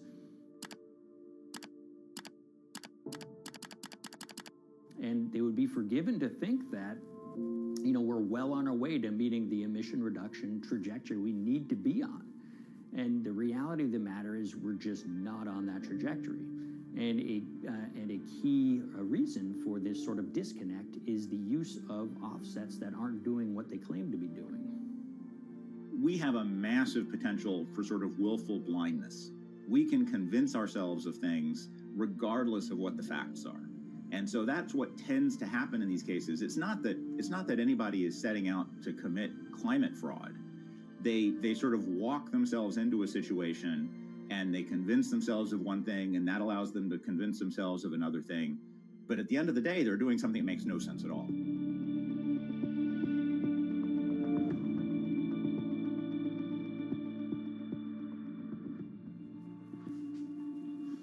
My name is Ben Elgin. I wrote the story about how the billion-dollar market for carbon offsets is setting back the fight against climate change. So one of the challenges in reporting on carbon offsets and trying to figure out what's going on is really finding good experts who have been steeped in this marketplace and are willing to candidly talk about it. One of the best people for this is a fellow named Mark Trexler, and I've been talking to him for more than a decade. My name is Mark Trexler. I've worked in climate change for the last 30 years. I was actually hired by the World Resources Institute in Washington to work on the first carbon offset project in 1988. In terms of defining a carbon offset, one of the beauties, so to speak, of greenhouse gases, sort of the silver lining of greenhouse gases, when you put up a molecule of CO2 into the atmosphere, it can be anywhere in the planet in 7 days. And therefore, if there's an option to reduce emissions on the other side of the planet, and you can do that very cheaply as compared to doing it in your factory, for example, then why not pay that person, that factory on the other side of the planet to reduce their emissions? Then you are, in a sense, offsetting your emissions, and the atmosphere doesn't really see your emissions anymore. So carbon offsets have been around for quite some time, and they were actually key with these international climate agreements, such as the Kyoto Protocol, which mandated the wealthiest countries reduce their greenhouse gas emissions. The treaty was signed on the 11th of December, 1997. Decided. The business community in general saw carbon offsets as a huge opportunity to comply with whatever policies and measures might be coming down the pike on climate change much more cost effectively. We've seen a huge surge in companies making big proclamations about how they're going carbon neutral or zeroing out all of their carbon emissions. We're going to reduce our carbon footprint to net zero. Unilever is committing to net zero emissions. We can achieve a net zero emissions world.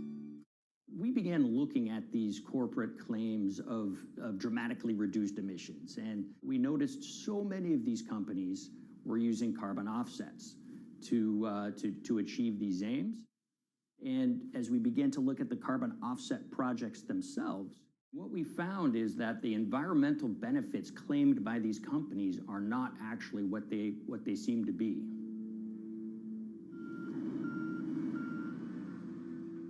And as we sort of saw and spotted a number of these very aggressive carbon offset projects, which appeared to be generating inflated credits or bogus credits, we saw a number of them were associated with the Nature Conservancy. This surprised us. The Nature Conservancy is the world's biggest environmental group. They have about $1 billion a year in revenues, and they've been around for 7 decades. They've preserved about 125 million acres of land, and they've done so many good works over the years, and they've been very strong in terms of working with corporate partners. The Nature Conservancy has taken a different approach, a very pragmatic and pro-business approach. They will not go out and criticize a big polluter, but they're very happy to work with them. Some might say that, well, that's selling out, but others would say, and those at the Nature Conservancy would say, these companies have deep pockets. They can help fund important preservation work, and we have absolutely no problem working with them on this stuff. So companies are very warm, and they've partnered with the Nature Conservancy for many years. And yeah, it definitely lends a sheen of credibility to these projects. Here's 20 new reasons to visit Disney World this year. 1, 2, 3, 4. If you look at, for instance, Disney, that's a sprawling company with theme parks and cruise lines that burn up diesel fuel. They have office buildings and television studios that consume electricity. So these companies are trying to make major reductions in their carbon footprints, but it's very difficult to change these fundamental ways their businesses operate. So Disney has been a big buyer of carbon offsets that are orchestrated by the Nature Conservancy. One of the projects that they buy from is called Pennsylvania Ridges.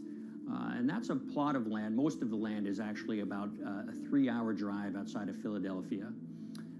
Interestingly, this land, 3,000 of these acres, was actually acquired by the Nature Conservancy in the late 1990s. This land was imminently threatened. There was a pending logging contract on this land. So they do what they've done so well for all of these years, which is they go out, they raise money from local philanthropists, and they go buy this land to protect it from developers and loggers. And at the time, according to an archived version of the Nature Conservancy's website, when they were proudly announcing this deal, they said, these threats have been abated because of this acquisition by the Nature Conservancy.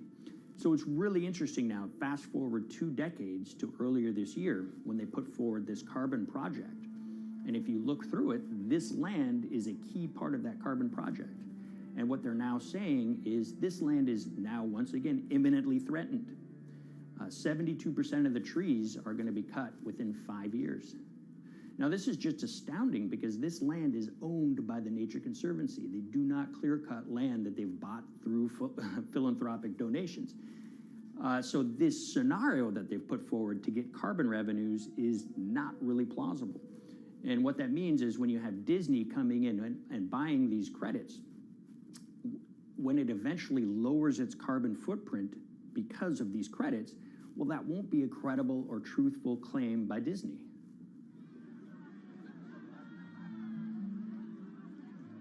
So this is an organization that truly understands the threat of the issue of climate change and is wanting to do its part to address this. However, in this situation, it just appears their drive, which they've had for decades, to increase the amount of revenues that it can use for land preservation work, Nature Conservancy and many others see that the carbon credits as a pot of money that they can tap into to further their own benevolent aims. But unfortunately, what this has resulted in is claims of climate progress that just aren't really happening. So the Nature Conservancy defends vigorously these deals, and they and others will say, look, our projects are just following the rules that these registries set up. So some would also put some of the blame on the registries themselves because they're setting up the rules which allow these vapid projects to get up and sold. So we've reached out to all of the companies we mentioned in this story, including Disney. They didn't want to be interviewed for this story, but they all told us that, look, we have to rely on the experts out there, and those experts, they say, are these carbon registries that have been set up. Most of these Nature Conservancy deals are set up and sold on this exchange. It's called the American Carbon Registry. Now, it's the oldest of these registries that allow voluntary carbon credits to be sold. They've been around since 1996. What these offset registries do is they set up rules, and any carbon offset project has to follow those rules. But there's this tension that's always there. If the rules are too strict, then it's going to be very hard for carbon offset projects to get up and running. So there's this balance going on where the registries want rules that attract projects, but they don't want it to be so strict where it will disincentivize projects from getting listed. One of the challenges with designing carbon offset systems is that there are normally two people at the table. You have buyers and you have sellers. And to some extent, you have policymakers, but you know, the buyers and the sellers are really the ones with the expertise, with the incentive to really participate hard, make a lot of things happen. And the challenge there is that both of them sort of want the same thing, or they're both happy with the same thing. They're happy with low-cost offsets and a lot of them, because that works for their business model. You end up, though, with nobody really representing the atmosphere, so to speak. Nobody's really representing the climate in those discussions. And so the policies end up biasing the whole system.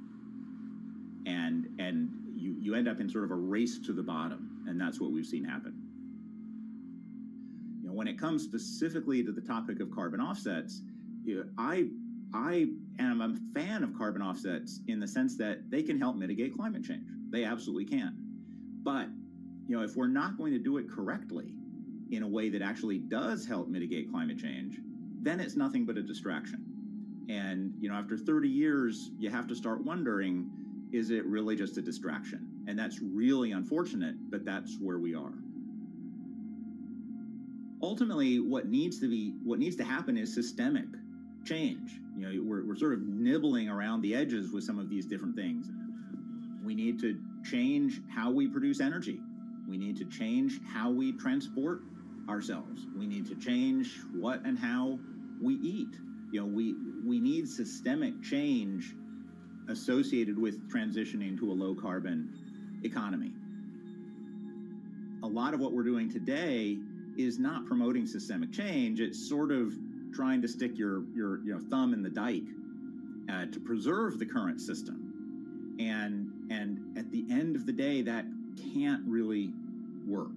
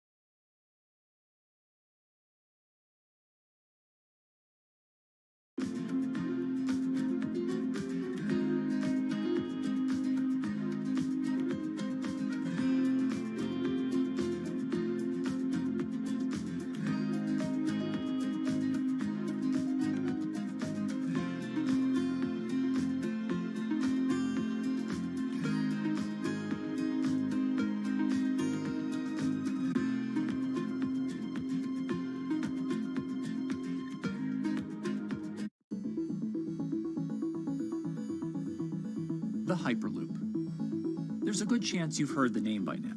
This is the Hyperloop system. It can take people hundreds of miles in minutes. The Hyperloop, a series of tubes that would transport people in pods at ultra-high speeds over long distances. It's a remarkable new form of transportation that can whisk people from city to city in a flash.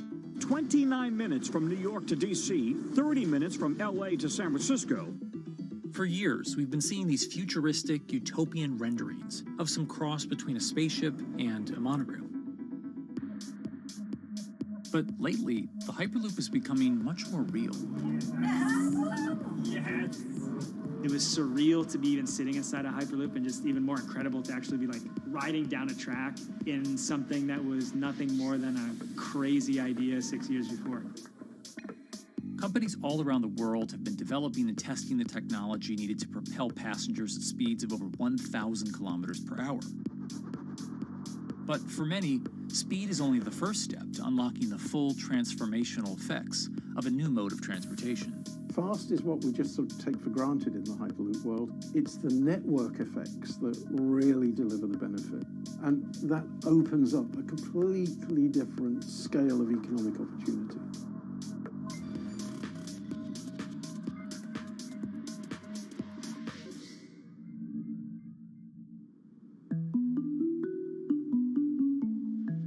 We've got planes, trains, automobiles, and boats for getting around Earth.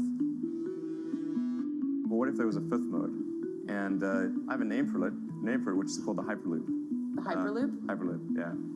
In 2013, while riding high on the growing success of Tesla and SpaceX, entrepreneur Elon Musk released a white paper outlining the basic framework of the technology he called Hyperloop. The basic idea goes a little something like this. A tube reduces the air pressure to a near vacuum-like environment. A Hyperloop pod is then suspended in the tube, usually by magnetic levitation. The whole pod can then be propelled forward. Because there's no traditional friction sources like air resistance or rolling friction that would push back against the pod, the Hyperloop is able to move at incredibly high speeds and do so fairly efficiently. Despite its futuristic name, however, the general concept behind Hyperloop is actually pretty old. In fact, New York City's first attempt at an underground public transit system in the 1870s was based on a similar principle. The pneumatic transit system was short-lived, however, only stretching one block and topping out at a rather leisurely 10 miles per hour. While Elon would make some 21st century improvements to this concept and bestow a very 21st century name, he wouldn't end up pursuing the technology itself, instead electing to focus his efforts on something a little bit deeper, literally digging the requisite tunnels via his boring company. It would take another billionaire industrialist who dabbles in spaceflight. No, wait, not that one. Yeah, that's the one. After Richard Branson would make a large investment in the company Hyperloop One, it would be renamed to Virgin Hyperloop. What we've always been trying to do as a company is show that this technology could work, that it could be made safe, and that ultimately it's something that's happening in the next couple of years, not the next 20 years. Josh Geigel is the co-founder and CEO of Virgin Hyperloop. In a familiar tech startup story, he's seen the project go from a garage to a large-scale testing facility outside of Las Vegas. So we started building the first kind of Hyperloop system in 2016. We've done a lot of work, about 500 tests that we've done on that over the last 5 years. And what we realized that we need to do is take that technology, show that it can be commercial, so drive the cost down, improve the efficiency, improve the performance. But the key thing is, is actually making it approachable and safe for individuals. In order to do that, Josh, along with Virgin's head of passenger experience, Sarah Lucian, bravely volunteered to take the inaugural ride. What her and I were realizing is we're the first two people sitting in a Hyperloop. The only type of people that have gone through this environment are in spacesuits, and there we are in just normal clothes because of the system, the safety of what we've designed. 3, 2, 1, launch. And then once we started going, you felt a bit of acceleration. We accelerated a little bit harder than we would in commercial, be like a sports car. Yes. We got to about 108 miles an hour on that test. And it's a short run, it's about 500 yards or so, and came to a stop. The test, lasting only about 20 seconds and covering only a quarter of a mile at just over 100 miles per hour, is a long way away from a true functioning Hyperloop. But as for optics, it's a crucial step for the future of funding. The number one question we got from investors or from project proponents or just people in general was like, is a Hyperloop safe? And what better way to show something is safe than by actually getting people on it? But convincing investors and governments that would likely be fronting some of the construction costs for an unproven technology is no easy task. First and foremost is the question of safety. Most people don't know how an airplane works, but yet they get on an airplane. They get on an airplane because, it's faster than driving, and most importantly, they've probably gotten off of one before, they've seen someone get off of one before. And so what we set out to do was actually show that Hyperloop could be safe with two normal people, not astronauts, not adrenaline junkies or test pilots or anything like that. Two normal people getting on a Hyperloop, and then most importantly, those two people getting off. But beyond safety concerns, constructing Hyperloops will undoubtedly require a significant capital investment to the estimated tune of around $60 million per kilometer of track. So a track from San Francisco to Los Angeles, for example, is likely to come with a price tag over $10 billion. And before large governments are willing to come in and front those costs, investors who are funding Hyperloop development must accept it as a long-term mixture of technology and infrastructure investing. Investors that are used to short returns because you're developing apps or something to that effect, those aren't the investors that really get excited about Hyperloop. What you start to see is the people that are looking at platform technologies, right? So this idea that because the smartphone existed, Uber could exist, right? So who are like the Vanderbilts of this century? And that's the part where you're going to get a lot more no's than yeses. But those people that have the ability, the fortitude to stick it out, to see the game-changing platform here, those are the people that we're looking for. And since we've done that passenger test, there has been a lot of interest that's really, this is a lot sooner than I thought.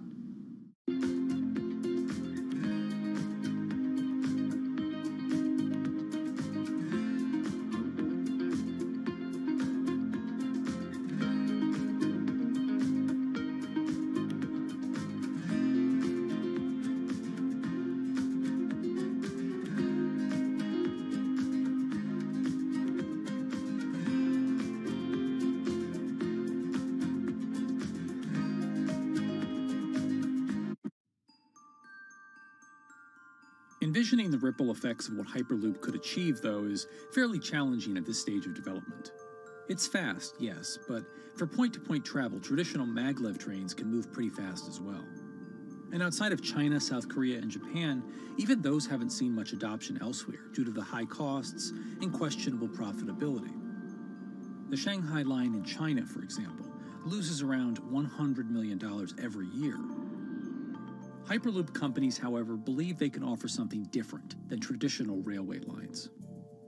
My name's Alan James, and as far as I know, I'm the only guy on the planet who's written a government-level business case for 300 kmh conventional high-speed rail, 500 kmh maglev, and 1,000 kmh Hyperloop.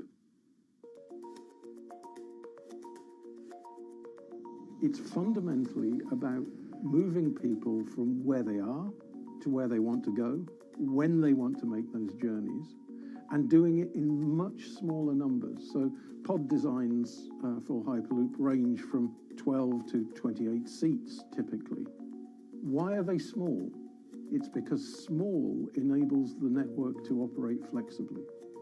And a great example of that is the east-west strategic route across the north of England, from Liverpool to Manchester to Leeds. So to get from Liverpool via Manchester to Leeds by train is just short of 2 hours today. It'll probably take you 2 hours driving as well in average traffic conditions. Net result is those three city regions remain three separate entities: Liverpool, Manchester, Leeds. There's very little commuting traffic between those urban areas. Hyperloop absolutely changes that from the ground up. Liverpool to Manchester is a 5 or 6 minute journey. Manchester to Leeds is also a 5 or 6 minute journey. What that effectively does is create a single supercity economy. In this vision, the Hyperloop acts a little more like a highway, where pods have fixed destinations and don't need to stop along the way. Meaning you can travel on a Hyperloop network from, say, Liverpool to Leeds, while the pod behind you travels from Liverpool to Manchester. And if that metro Hyperloop network is connected to other networks from the same location, you could travel from Liverpool to Paris or Liverpool to Amsterdam, all without making a single stop. For passengers, for business, for leisure, that is utterly transformational. For high-value freight and logistics, it's equally transformational. But critically, if you do a Hyperloop network at scale, you begin to deliver massively significant carbon savings too. A multi-regional Hyperloop network could become a replacement for both short-haul passenger and cargo flights and traditional ground transportation, both of which are significant carbon producers. One Hyperloop-connected distribution hub, perhaps at an airport that is predominantly used for international air freight, replacing maybe 10, 12, 15 distributed road hubs. It takes a lot of polluting and inefficient truck haulage off the roads. That itself means roads gain extra capacity. Hyperloops will still need to use electricity to both move pods and maintain the near vacuum environment in the tube.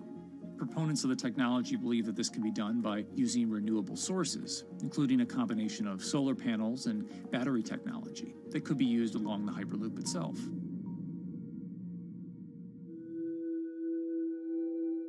But even with all multipliers of time and carbon emission savings that a Hyperloop network may provide, the investment capital required to actually build such a network becomes even more economically and politically daunting. Committing doesn't mean spending billions on day one. Committing means, how do we phase it?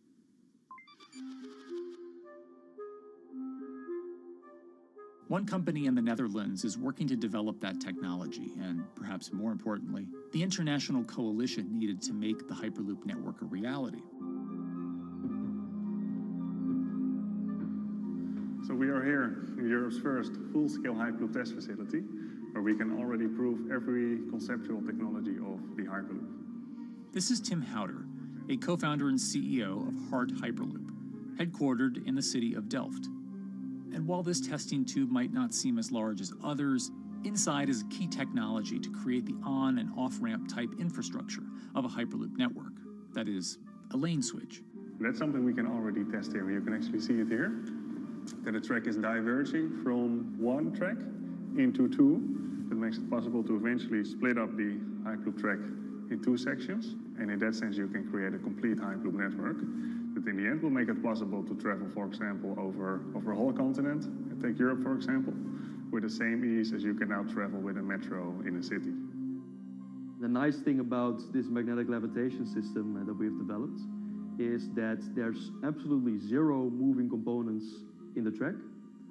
So for example, if you have to do a lane switch, all you do is that the tube basically splits up, and statically the tracks also split up. And whenever the vehicle enters a switch, it either pulls itself to the right with its magnets, or it pulls itself to the left with its magnets.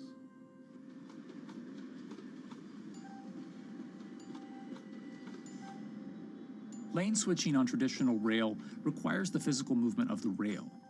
Even modern magnetic levitation tracks use lane switching techniques in order to transfer trains from one track to another.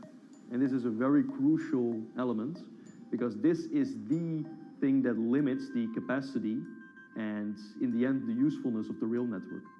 Because the moment that a track is switching, that means that at that moment you are creating an unsafe environment for the trains behind it. So you need a lot of space between trains. But in a Hyperloop, because you have no moving components in the track, all the vehicles can be much closer to each other. You can achieve a very high frequency and basically have your vehicles moving and merging in and out of the network very much like a highway. For now, though, Hart's physical testing has been limited by the size of their tube. Because the test track is only 30 meters long, they haven't tested this lane switch at speeds greater than 20 kilometers per hour. However, the company is working to build a new test site where it plans to increase that testing speed to 300 kilometers per hour. We're now in a phase where we have proven most of the most important technologies in the test facilities that we already have. And we have also demonstrated the viability and the feasibility of a network. If you look at all the subsystems that it consists of, most of those are proven systems, already demonstrated in lab conditions. So we don't really believe that the technology itself is going to be the biggest challenge. Because for all Hyperloop companies out there, actually building a Hyperloop system requires more than just a good product. We're talking about the safety aspects, we're talking about integration into the environment, we're talking about the social aspects. Do people feel comfortable traveling in such a system? So it's about all these different aspects, and the complexity is really getting all the different stakeholders that are relevant and that do need to contribute to bring this to market, to get them all following the same roadmap.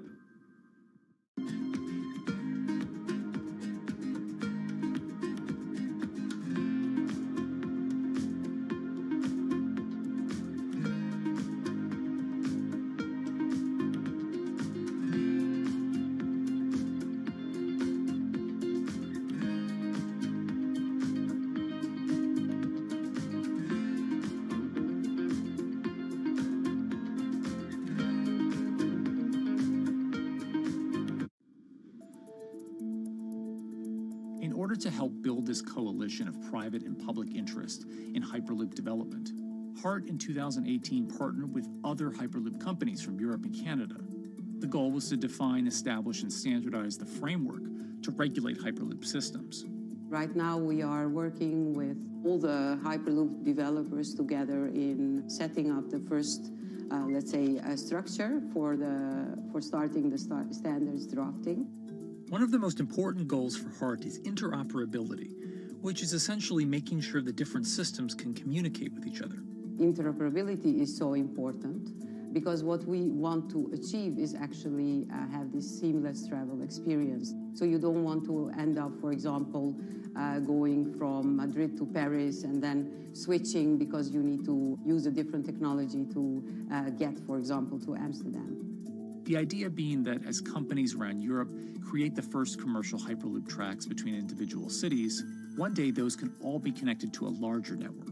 Everyone that believes that Hyperloop is a future transport system also realizes that there is a need to have this network because that's where Hyperloop thrives. Hyperloop is such a huge project. It's definitely not something that you can do on your own or as a single company. So you need to do it with a lot of other companies. You need to have the governments. And I think in that sense, the biggest challenge that we've encountered is to really get all the required parties together to take the steps in development and in commercial implementation. HART's next plan is to build the European Hyperloop Center, an open testing facility which will include a 2.6-kilometer test track.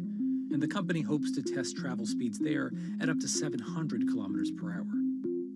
Virgin Hyperloop is also racing to construct the first commercial Hyperloop route, with projects in various states of development in India, Saudi Arabia, and the United States. Recently, the company announced plans to build a Hyperloop certification center in West Virginia, which will include a 6-mile-long test track. Proving the technology here will be crucial if Hyperloop networks can find a home among infrastructure investments that the Biden administration hopes to make. The idea that there's multiple Hyperloop companies, I think, is a redeeming aspect in the business. People really want to see something happen, so having multiple people move forward is good for that. I was struck when Josh and Sarah rode the pod. 2 or 3 of the major outlets used the phrase, "We now have a new mode of transport." And although all of that technology had existed before those 2 human beings rode it, it was the moment at which those 2 human beings traveled that short distance down the tube that in popular imagination, Hyperloop became a mode of transport. The metaphor I use with my team is that, the Wright brothers were first, but none of us fly on Wright brothers airlines anymore. If you don't continue to innovate, you're not going to be around, and so we'll continue to be at the forefront of building Hyperloop. Back in 2013, Elon had an idea. I think the difference now in 2021 is some brilliant engineers have spent real time grinding out the details. And I thoroughly expect the next 3 to 5 years to be decisive.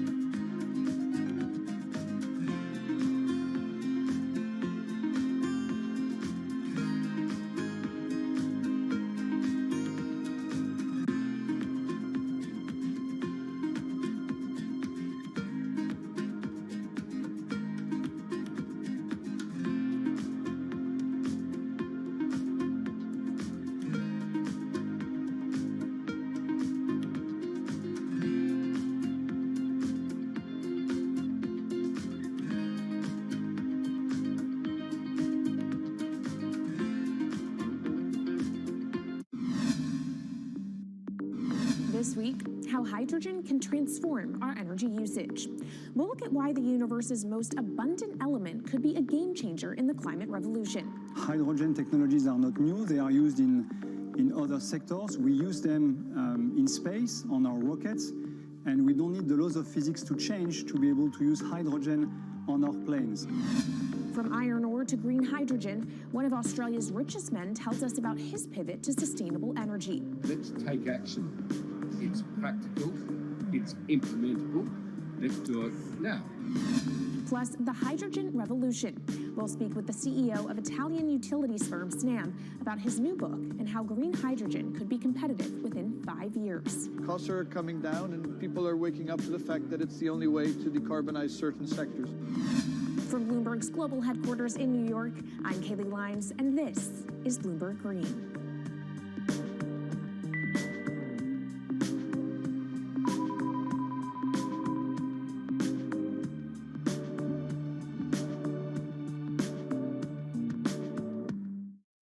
It's a new year, so here at Bloomberg Green, we're highlighting new solutions in the fight against climate change. And one of those is as old as the universe itself, hydrogen. It's the simplest element around, but could well be a game changer when it comes to turning around our dependence on fossil fuels. Today, hydrogen is used in the chemicals industry to produce petroleum products. It's also starting to be used in steel production, an industry under a lot of pressure to decarbonize. But it has far more uses as well, from powering cars to heating our homes. And Bloomberg New Energy Finance sees a seismic shift in the sector in the next 10 years as green hydrogen squeezes out dirtier alternatives. So-called gray hydrogen dominates today. But as renewable electricity gets cheaper and more accessible, so will green hydrogen. In this week's edition of Bloomberg Green, we'll explore what this push into hydrogen means for tackling climate change. We'll hear from Australian billionaire Twiggy Forrest about his pivot from iron ore to hydrogen, and we'll also speak with the CEO of Italian utility company Snam about his book, The Hydrogen Revolution. But first, what are we using hydrogen for, and why does it actually matter? Christine Lee Edwards explains. Hydrogen, the most plentiful element in the universe. On Earth, we find it mostly bonded to oxygen in the form of water, or in other gases known as hydrocarbons. Hydrogen gas, H2, burns hot and clean, making it an attractive tool in the race to net zero. But isolating hydrogen from other elements is no easy task. Today, the cheapest way to do this is via chemical processes that break up natural gas. This releases a lot of carbon dioxide. Another method is to use electricity to split water molecules in a process called electrolysis. Although there is no carbon byproduct, a lot of electricity is needed. And if this power comes from burning coal or gas, it negates the zero emissions goals of using hydrogen to begin with. Hydrogen produced in this way, powered by fossil fuels, is called gray hydrogen. If carbon capture and storage is used together with fossil fuels, then it becomes blue hydrogen. If nuclear power is used, it's called pink. And finally, green hydrogen is when it's produced via electrolysis and powered from renewable sources. This method is considered emissions-free. It's predicted that by the early 2030s, H2 made from renewables will be cheaper than that made from fossil fuels. But that hinges on the cost of electrolysis declining, which will be achieved through larger projects and an expansion of manufacturing. To be clear, vast amounts of H2 are already used today. Global production in 2018 totaled 117 million metric tons. This hydrogen is mostly used for its chemical properties, not as a source of energy, and very little of it is clean. Some sectors like steel could start using hydrogen for these chemical properties, replacing coal. Industries like cement and glass may also use hydrogen as a source of heat. Another advantage is its energy storage potential. It can be stored over long periods of time and used when more power needs to be added to the grid. It also could hold an advantage over batteries in heavy transport and shipping. The promise of hydrogen for energy has been around since at least 1874, when Jules Verne wrote about it in his book, The Mysterious Island. But the future of hydrogen will depend on policy. Countries with net zero targets, carbon pricing, and hydrogen strategies with investment mechanisms are likely to see the highest H2 demand.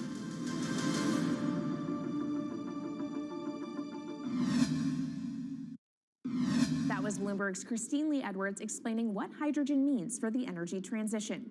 But how are businesses approaching the sector? Well, one of Australia's richest men is making a big play into hydrogen. Andrew Forrest, better known as Twiggy, made his fortune from iron ore, being the chairman, former CEO, and major shareholder in Fortescue Metals, one of the world's biggest miners. But after having made over $10 billion in profit from the metal in the last fiscal year, Twiggy wants to transform Fortescue into a clean energy company. He's been scouring the planet in search of investment opportunities in hydrogen and renewables. The firm plans to allocate up to 10% of its annual profits for green energy investments and is exploring projects across the globe, from Indonesia to Argentina. Francine Lacqua caught up with Twiggy Forrest. There's only one type of clean hydrogen, all the rest is dirty. Yeah. That is green. If you just say green hydrogen is clean, the rest is dirty, then you've actually nailed it. And, you know, anyone else who produces any other rubbish, any other argument, just look them there and say, why is global warming accelerating if anything you're saying is true? And then you'll know, actually, it's greenwashing.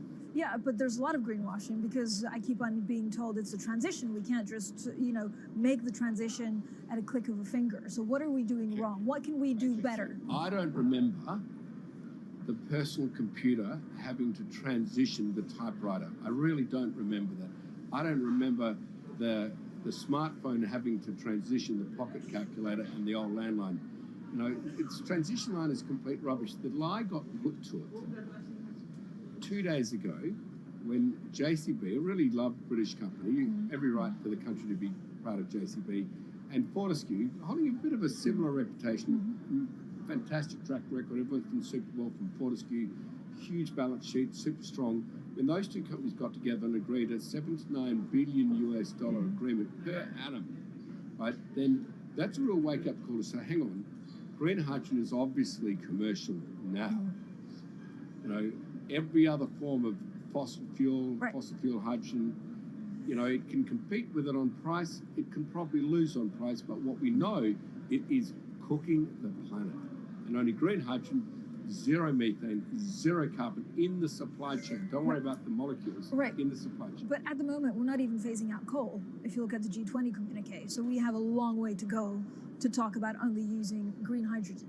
Yeah, so look, I have a call, which I'd like to make now, that the world should not fund any more coal-fired power stations, coal mining projects, ever. We should wind them down as quickly as possible because they are cooking the planet just like grey and blue hydrogen is cooking the planet. Yeah. You know, hydrogen, which is not made from renewable electricity, is releasing 10 to 16 times more carbon, let alone the methane, which is worse, than it is hydrogen. So we've just got to stop doing things which are self-harming under the guise of greenwashing. So why are leaders so slow? Even if you look at the appetite for ESG investments, they're growing exponentially, so are emissions. So where are we allocating capital? Okay, so take the recent G20. There's probably a reason why there wasn't strong action coming out of the G20 because people were not aware that major transactions between large companies were taking place now on green hydrogen, that actually this pollution-free all the way through the supply chain fuel is now being transacted at multi-billion-dollar scale. If they'd known that, I don't believe any sovereign leader or any energy minister or climate change minister could not take ultra seriously that green hydrogen is now here to stay. It's broken through. History has been made. It will never go back. Okay, what is the one thing that you would tell leaders today and business leaders? How do we transition faster than what we are now because we're at real risk of missing our targets? Oh, so that's really simple. You stop funding, you stop subsidizing, you stop using money into fossil fuels. It could be carbon sequestration, it could be fuel rebates, could be anything. Hundreds of billions of dollars getting ashed while we ash the planet on fossil fuel subsidies. Because we haven't had that renewable electricity, we haven't had that green hydrogen, it's kind of been pushed down. It's all sorts of excuses. Oh, it'll never be commercial, it'll never be supplied in the quantities we need it, you know, blah, blah, blah. Now we know, let's take action. It's practical, it's implementable, let's do it now. Okay, if we do it now, is there going to be a shock to the energy system? Is there going to be a shock actually to economically? And is it worth, you know, not talking about transition, just going from A to B? Yeah, it's a fantastic question. A to B is the solution. Let fossil fuels do what fossil fuels do. Just burn their coal, burn their oil, burn the gas. At least they're pumping up carbon and methane into the atmosphere, honestly. Well, not that honest because they don't measure methane, which is 90 times worse than carbon. But at least the carbon is being done honestly.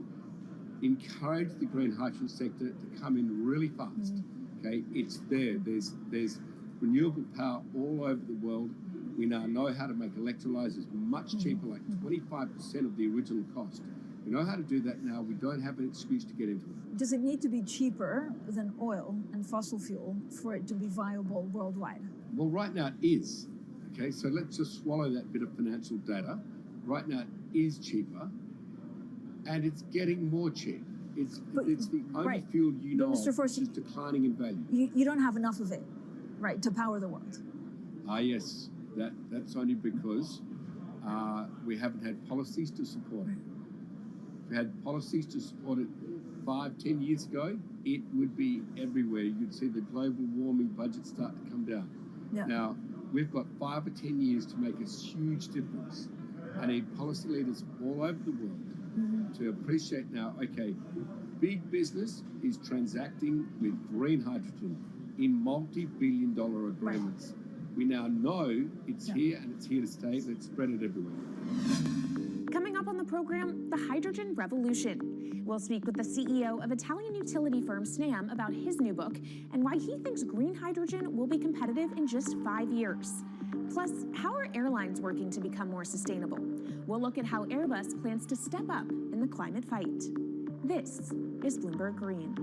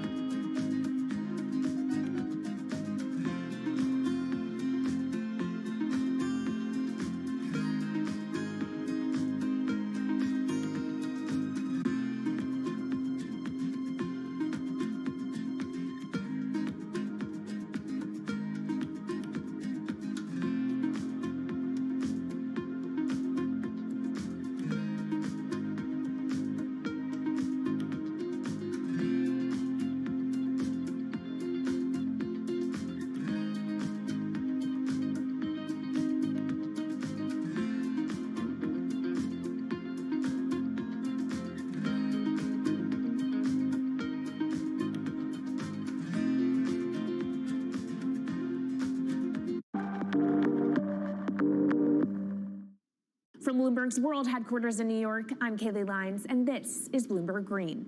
What will the world look like in 2050? Will global temperatures have stabilized, electric vehicles be abundant, and solar and wind power homes around the world? According to Marco Alvera, the CEO of Italian energy company Snam, that vision of the future could be a reality.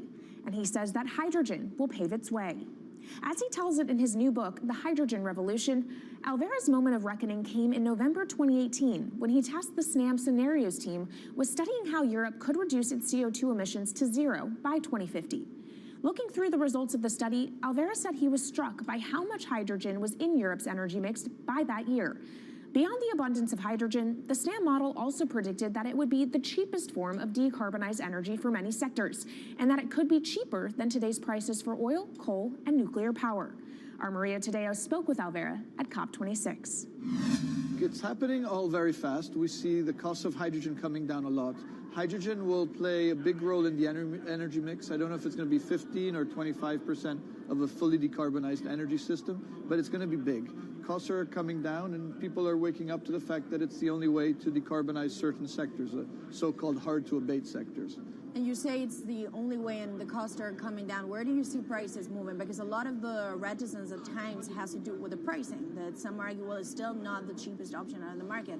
So when I was first working in hydrogen in 2004, it was costing $1,000 per megawatt hour. 2010, $600. Today, $100, and we see it going down to $50 in 5 years' time, and to going down to $25 per megawatt hour in the next 10 years or so, which is a quarter of where it is today. That's really because renewable energy, and we're talking green hydrogen here, renewable energy costs are falling, but the cost of making the electrolyzer, which is the kit that you use to convert solar or wind energy and water into hydrogen, the cost of this kit is falling a lot because it doesn't really exist on an industrial scale. So as we build up capacity, we industrialize it, we standardize it, and we squeeze costs out. That's really the cost trajectory. And for that, of course, you need demand, however, for governments and also institutions to kind of buy into this idea that it is the future and we want to invest and create the infrastructure. What are they telling you? When you speak to governments, when you speak to officials, are they keen on this? They're very keen. So the Department of Energy shares our view in the States of getting to below $1 a kilo, which is $25 a megawatt hour. The European Union has a hydrogen strategy, which is very clear, and several member states have the same. Chile wants to export a lot of hydrogen. China's big on hydrogen. Australia's very big on hydrogen. Japan is blending already hydrogen. So I would say the world is now really focused on this because it's the only way to store energy for a long period of time economically is to convert it into either a liquid or a gas.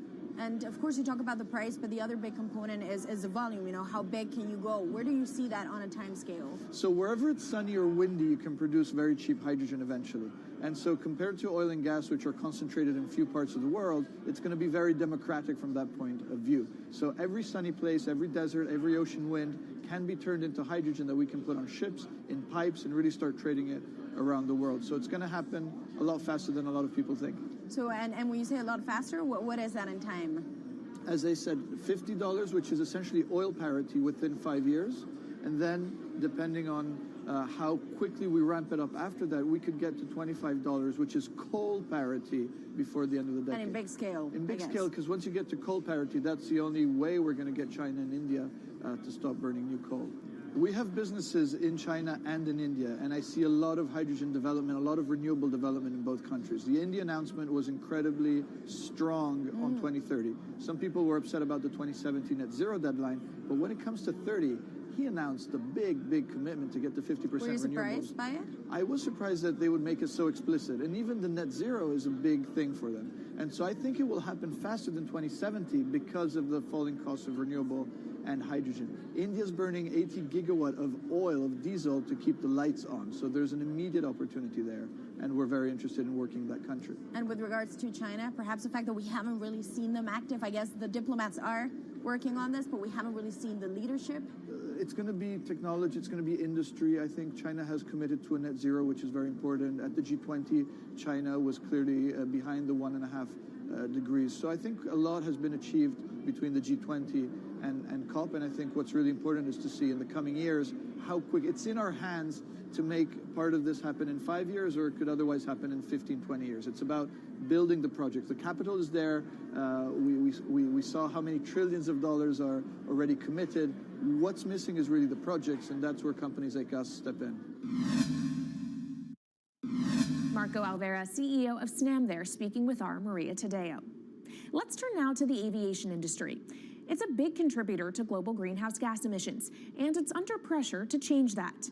In October, the International Air Transport Association, a trade body representing airlines, approved a target of achieving net zero emissions by 2050. To achieve that, many airlines in the US and Europe are looking to buy sustainable aviation fuel made from renewable sources like used vegetable oil. Initiatives like these are pushing plane makers to come up with some radical new aircraft that will eventually cater to our growing appetite for travel without hurting the environment.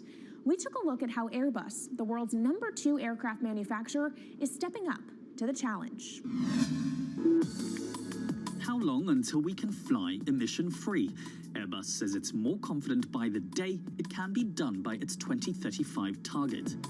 Airbus's CEO spoke about its ambitions for hydrogen-powered planes at the company's summit in France. The physics works.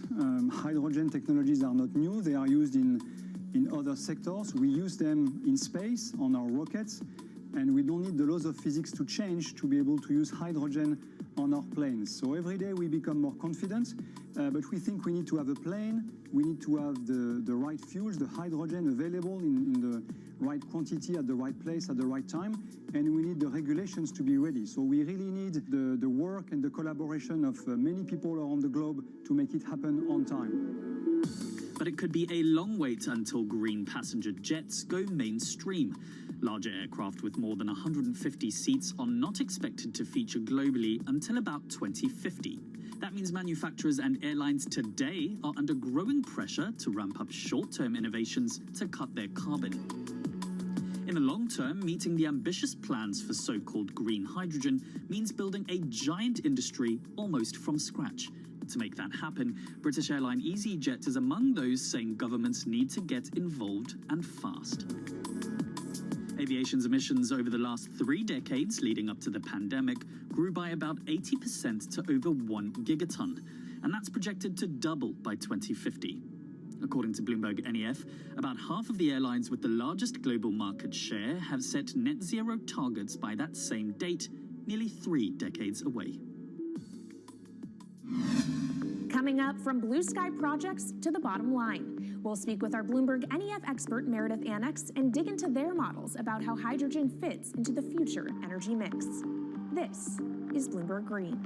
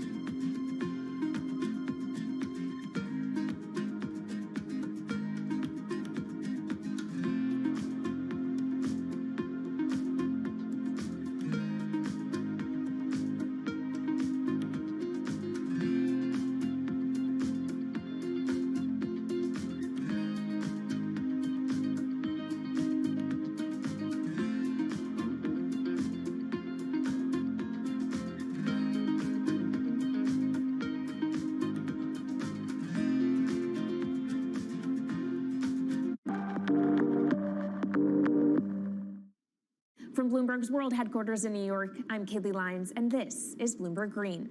Now let's bring in Meredith Annex, our Bloomberg NEF hydrogen specialist, to talk more about how hydrogen could change the energy landscape. So Meredith, what place do you think hydrogen is likely to have in the future energy mix globally? Hydrogen's this incredible solution for us as we look to decarbonize because it's a perfect solution in areas that are hard to electrify.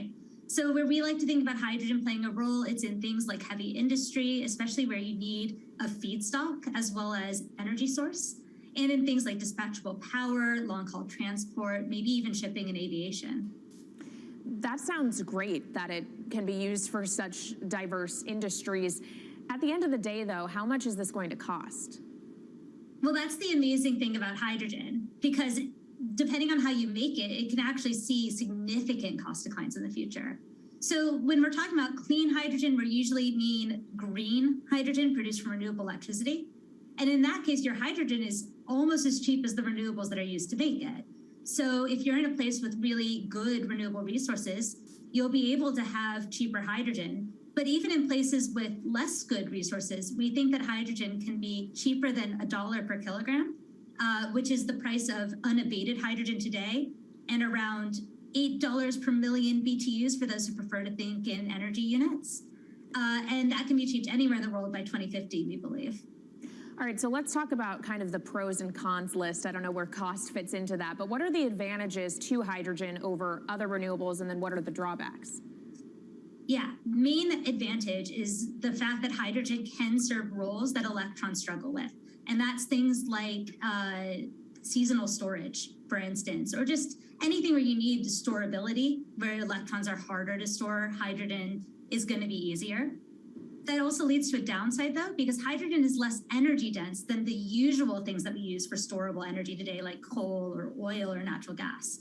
So you will need more volume of storage to handle the same amount of energy. Let's talk about the viability as well and how it may differ in different geographies. What is your view on that?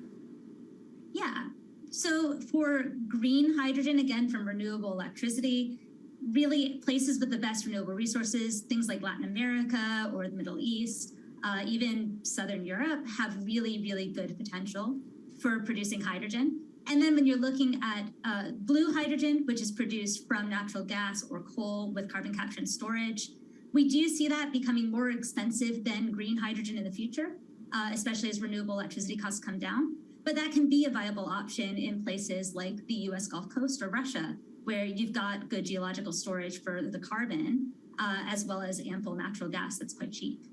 All right, great breakdown. Thank you so much to our Meredith Annex, our Bloomberg NEF hydrogen specialist. And of course, you can get more from the Bloomberg NEF team on the terminal and online. And they've recently done a podcast called Hydrogen 101 as part of its Switched On series. So from iron ore titans pivoting to cleaner energy to talk of a hydrogen revolution, that's it from this week's edition of Bloomberg Green. We'll be back next week with a deep dive into the state of electric vehicles. And you can keep the conversation going by following us on YouTube, Instagram, and Twitter @Climate. I'm Kaylee Lyons from Bloomberg's World Headquarters in New York, and this is Bloomberg Green.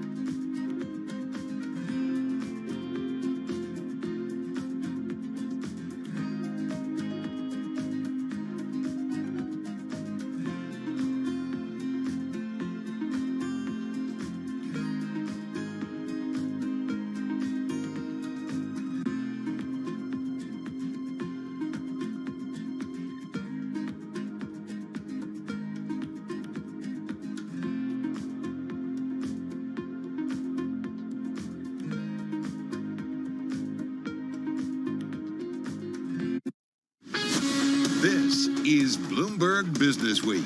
Insight from the reporters and editors who bring you America's most trusted business magazine, plus global business, finance, and tech news as it happens. Bloomberg Business Week with Carol Masser and Tim Stenevec on Bloomberg Radio.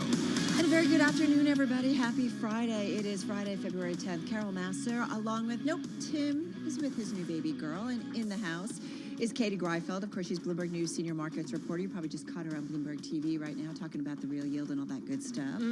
Yeah. How you doing? I'm okay. It's been a long week. I'm just back from Miami. I was at a conference, and no better way. It was work. I worked super hard. The tan just happened all by itself. But yeah, thrilled to be here. All right, we've got lots to talk about, including what's going on with the markets. We're bouncing around, a little bit of a gain on the Dow. Treasury is really the big move, interesting move this week. We're going to get more on the trade and tone in just a moment. Speaking of trade and tones, the tone on Lyft shares, man, they are coming to a screeching halt, dropping like a rock. We saw it last night after earnings, Katie. Yeah, I mean, it is extremely interesting. It's just the movement in the shares. You have to wonder, is this an overreaction or who knows? Yeah, exactly. So we'll get into that. We're going to talk about a rolling recession. We're also going to get to everything you need to know about this year's ETF Exchange Conference because you're just back from that. That's where I was working so hard. It was really great. We had ETF IQ, the TV show down there for the first time. So I think it was a success. Did you come home with swag? All under $50. Good girl. All right, we're going to wrap up with PepsiCo's VP of R&D on munching during the Super Bowl, the role of technology to make a better snack. I'm a fangirl of Fritos. I really like chips and dip, the classics, but... The classics. And also we're going to check in with the editor-in-chief for Wine and Spirits magazine. It's been a rough week, a crazy week. We're going to do some wine to wrap up. All of that to come. We begin, though, with a check on that trading day with Steve Rappaport. Hi, Steve. Hi, Carol and Katie. We check the markets all day long here at Bloomberg, and we have the S&P 500 taking a turn for the red, down now about 5%. NASDAQ also red, down 109 points. 84-point, though, increase on the Dow. NYMEX crude, $79.79 per barrel, and gold, $1,872.90. So Wall Street is looking ahead to Tuesday's reading on consumer prices. Matt Hornbach is global head of macro strategy over at Morgan Stanley. Our economists, who are led by Ellen Zentner, our chief U.S. economist, they're looking for a 0.4 out of the core CPI number, and that's in line with consensus. I think it's notable, though, that in the wake of the labor market report last week, we did see economists begin to revise higher their expectations for CPI. That's Morgan Stanley's Matt Hornbach. U.S. consumer sentiment climbed to more than a one-year high in early February as more upbeat views of current conditions outweighed lingering concerns about the outlook. Lyft is headed for its biggest single-day decline ever after forecasting dramatically lower profits than expected and saying it would cut prices in an attempt to attract and keep customers. Shares are down 36%.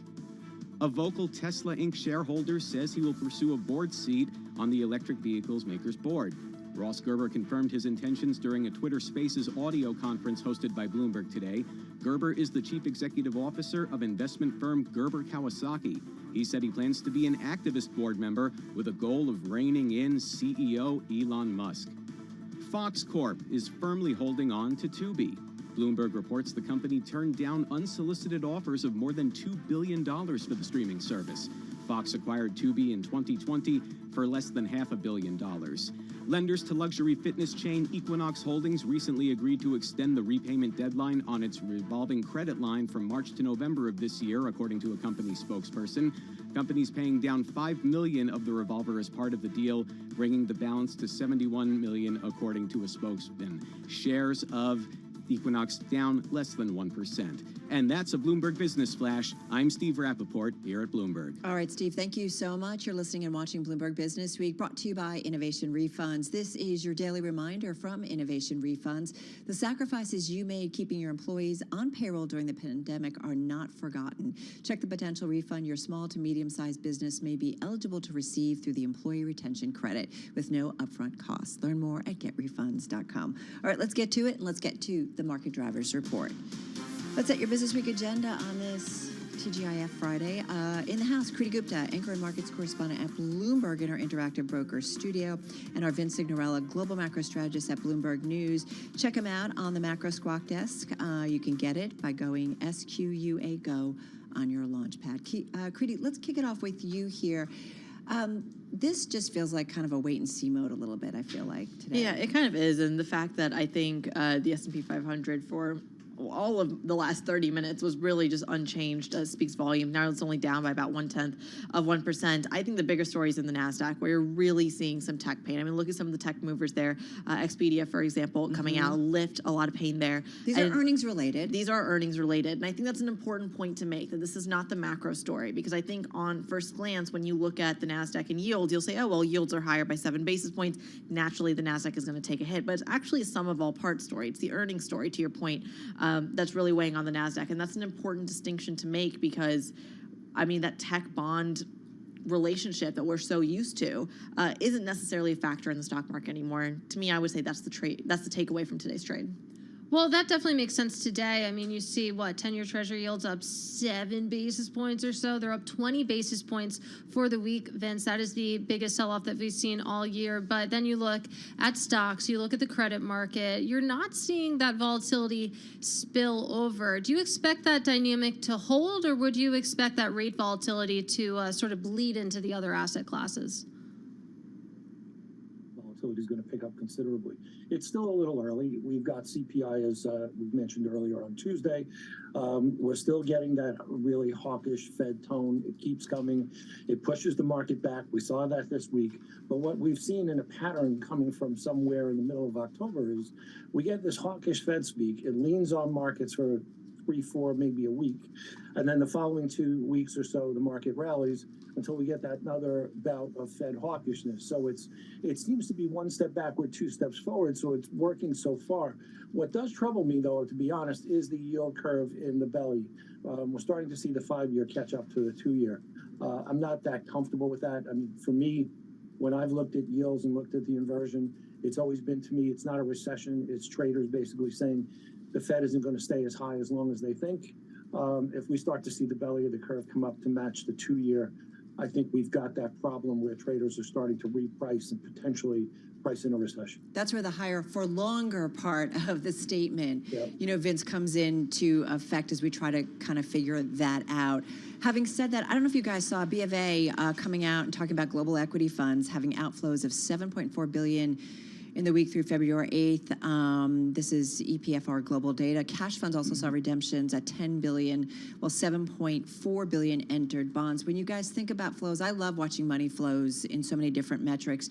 Kriti, anything that kind of pops to mind or the significance of? Yeah, I think the metrics for me, I mean, it's going to come when we're talking about flows is a little bit tougher for me because I think the flows are about to change. So I think what I am waiting for is the dollar, because I think the dollar is going to indicate a lot of where the flows come from. Specifically, I mean, here's what I mean by that. There's a growing consensus that the dollar is still extremely overvalued. So you need more weakness. We were just talking to the Expedia CEO about this on Bloomberg TV. You do need a weaker dollar to really incentivize a lot of the flows coming into the United States. And that's something that we have not seen for all of 2022, which kind of contributed to the carnage. So for me, that's going to be But we're way off the levels we saw kind of in late We are way off, but it is right? still, and Vince can probably speak to this more, but we are still, if you look at, I think there was a fund manager survey out recently, I think from Bank of America actually, that said, look, it is still an extremely crowded trade, and the long dollar bid it's still in there.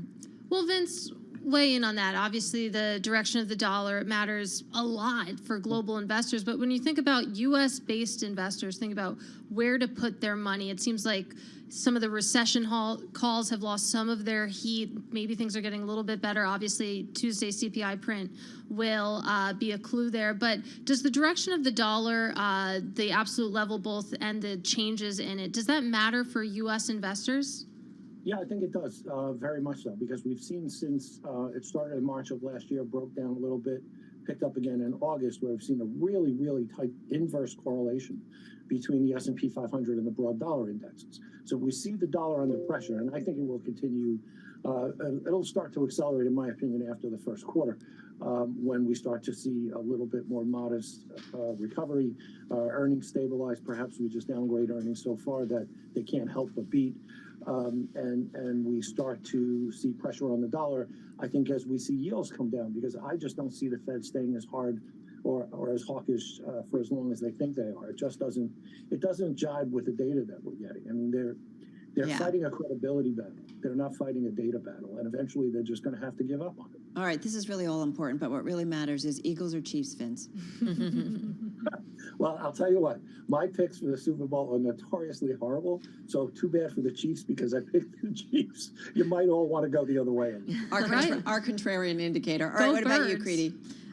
Eagles, but only because one of our tech ops, Corey Smith, forced me to buy a Super Bowl box. I heard you talking about and this. assign numbers to it, which is apparently a thing. And I got 3-7 Chiefs Eagles. So Eagles. Love me some Mahomes. All right, we shall see. All right, guys, thank you so much. Have a great weekend. Creedy Gupta, anchor and markets correspondent here at Bloomberg, here in studio. Vince Signorella, be well, global macro strategist at Bloomberg News via Zoom from White Plains, New York. All right, we are definitely keeping a watch on Lyft. I mean, to see what happened last night after they reported their latest quarterly results and outlook, I mean, it just fell off a cliff here, Katie. I know, and I know that there's this duopoly between Uber and Lyft. It seems like it's increasingly in favor of Uber when you look at some of those ridership numbers. But different models. Lyft right now, though, down about 36%. So let's get to it with Bloomberg News technology reporter Jackie DeVolos. She's writing about it. She joins us from our 99.1 studio in Washington. Jackie, happy Friday. Good to have you here with us. You're happy if you are shorting Lyft on this Friday. Talk to us about the quarter and kind of what went wrong and why everybody's so pessimistic here.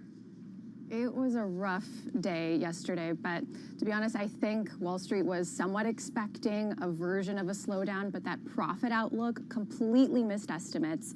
Lyft said that they would make anywhere between 5 to 15 million in adjusted earnings. Wall Street was expecting closer to 80 million, so that's a huge miss. Revenue also missed that outlook. But really what's lying underneath the surface here is that their ridership just is not coming back. You still saw that active rider growth below pre-pandemic levels. That's all the second quarter that Lyft has lagged Uber. Uber is well, beyond their recovery. Their bookings for mobility, excluding delivery, is already back to where it used to be. So when you think about what Lyft has what lever they have to pull on, pricing is really the only thing they have left to keep some of those consumers coming back. Well, Jackie, that was going to be my question. I mean, we know that Lyft reduced base prices for rides in January. That, of course, followed a move by Uber. If that's the lever, haven't they already pulled it? How much more is there to cut? Well, if you remember, this time around last year, all of us were griping about how expensive Uber and Lyft rides were. And you saw some of that pricing come down because that driver shortage that we were talking about last year has really eased. And so what you're seeing is Uber is starting to kind of pull back on how much it's extracting from some of those higher fares. It just has a better balance. Its demand and supply is in equilibrium a little bit more so than what you're seeing with Lyft. So when you think about how many customers are coming onto the platform, now Lyft is kind of seeing, well, we have pretty good driver supply. We're just not seeing those numbers really recover on the rider side. So they need to either attract more riders, and the way they're going to do that is basically sacrificing that profit and saying, you know what, we don't want to deter customers from coming onto our app versus Uber, so we're going to give you a cheaper ride. Hey, Jackie, checking with our Bloomberg intelligence team yesterday, I mean, one of the things that jumps out here, Lyft and Uber are not exactly the same companies. Yes, they both are in ride sharing, but Uber, there's food, there's other deliveries. They are really kind of building out a little bit of a different and bigger and broader model here. And I wonder how that impacts performance. That's absolutely right, Carol. When you think about how much Uber has built out that food delivery business, the advantages it gets is that cross-selling component. It's able to attract new rideshare customers from its food delivery business and vice versa. Lyft does not have that advantage. They basically have to just rely on pulling that pricing lever. Uber also has an international business, and what that does is it helps its algorithms get better at matching and batching drivers to rides and orders so much more efficiently. Another key differentiator is that Lyft has a scooter and bike business that makes up a greater portion of its revenue. And in seasonal months, it's going to take a bigger hit. But you couple that with the fact that the West Coast hasn't recovered nearly as much as it has for Uber's other markets, it's just taking a hit on all fronts. And so, I mean, tell us about the path forward. I know that, Lyft already went through its own rounds of layoffs, but, in trying to, bring back up the ridership and trying to control costs, I mean, should we expect more news of that type from a Lyft? You beat me to it, Katie. That's really what's going to come next. And management was pretty forthcoming in the call yesterday after results, saying that it is taking cost-cutting measures very seriously. The next step is to, wonder where that's going to come from. They've already said that stock-based compensation is going to come down. The way they're doing that is by hiring more overseas, where you don't pay so much in stock-based comp. It's mostly cash. And so, whether that means more layoffs or perhaps hiving off other parts of the business, I think everything is on the table at this point. But that's not a strategy forward, right? They've got to figure out how to grow the business, right? Because you can only cut costs so much. I mean, I think of the IBM equation, right? Where they were, it wasn't necessarily for a long time, they weren't growing the organic business, but they were doing good cost cutting and different measures. Having said that, you do see Lyft partnering up with Grubhub. I mean, is this their way forward to compete a little bit better with Uber? That's a great point, Carol. Even Uber said on their own earnings call that the membership product is going to be an incredibly important way to kind of increase not just the number of people that come onto the app, but just keeping them there even longer. Lyft hasn't really leaned into it as much as some of the other gig economy peers. DoorDash and Instacart have their own. It has a partnership with Grubhub, but that's not going to be enough to really kind of get the wider scope of customers that are active in food delivery. So I think it's considering other partnerships there, but it's going to have to ramp that up a little bit more. Uber said they have over 12 million members. Yeah. Lyft hasn't disclosed their membership base, so. I always wonder when there's no disclosure. I know, typically not a good sign. Is it 2 million? Is it 10 million? Is it 5? Jackie, thank you so much. Have a great weekend. Jackie DeVolos, she is our Bloomberg News technology reporter, joining us from our 99.1 studio in Washington, D.C. I'm mostly an Uber household. Yeah, no, me too. I was just looking at the share prices over the past year. Uber's down 9%. Okay. Lyft is down 75%. It's a really big Tale difference. of two cities. Yeah, exactly. And I feel like they're in kind of a make or break moment in many ways. All right, everybody. You are listening and watching Bloomberg Business Week. Glad it's Friday. I'm so glad it's Friday. You ready for the wine guest? I've never actually been co-hosting when there's a wine guest, so I'm really excited for this. Katie's like, sure. Wait. Let me see if I can do it. Wait, you have a wine guest? Yeah, I can be there. Sign me up. All right, you are listening and watching Bloomberg. This is Bloomberg Radio.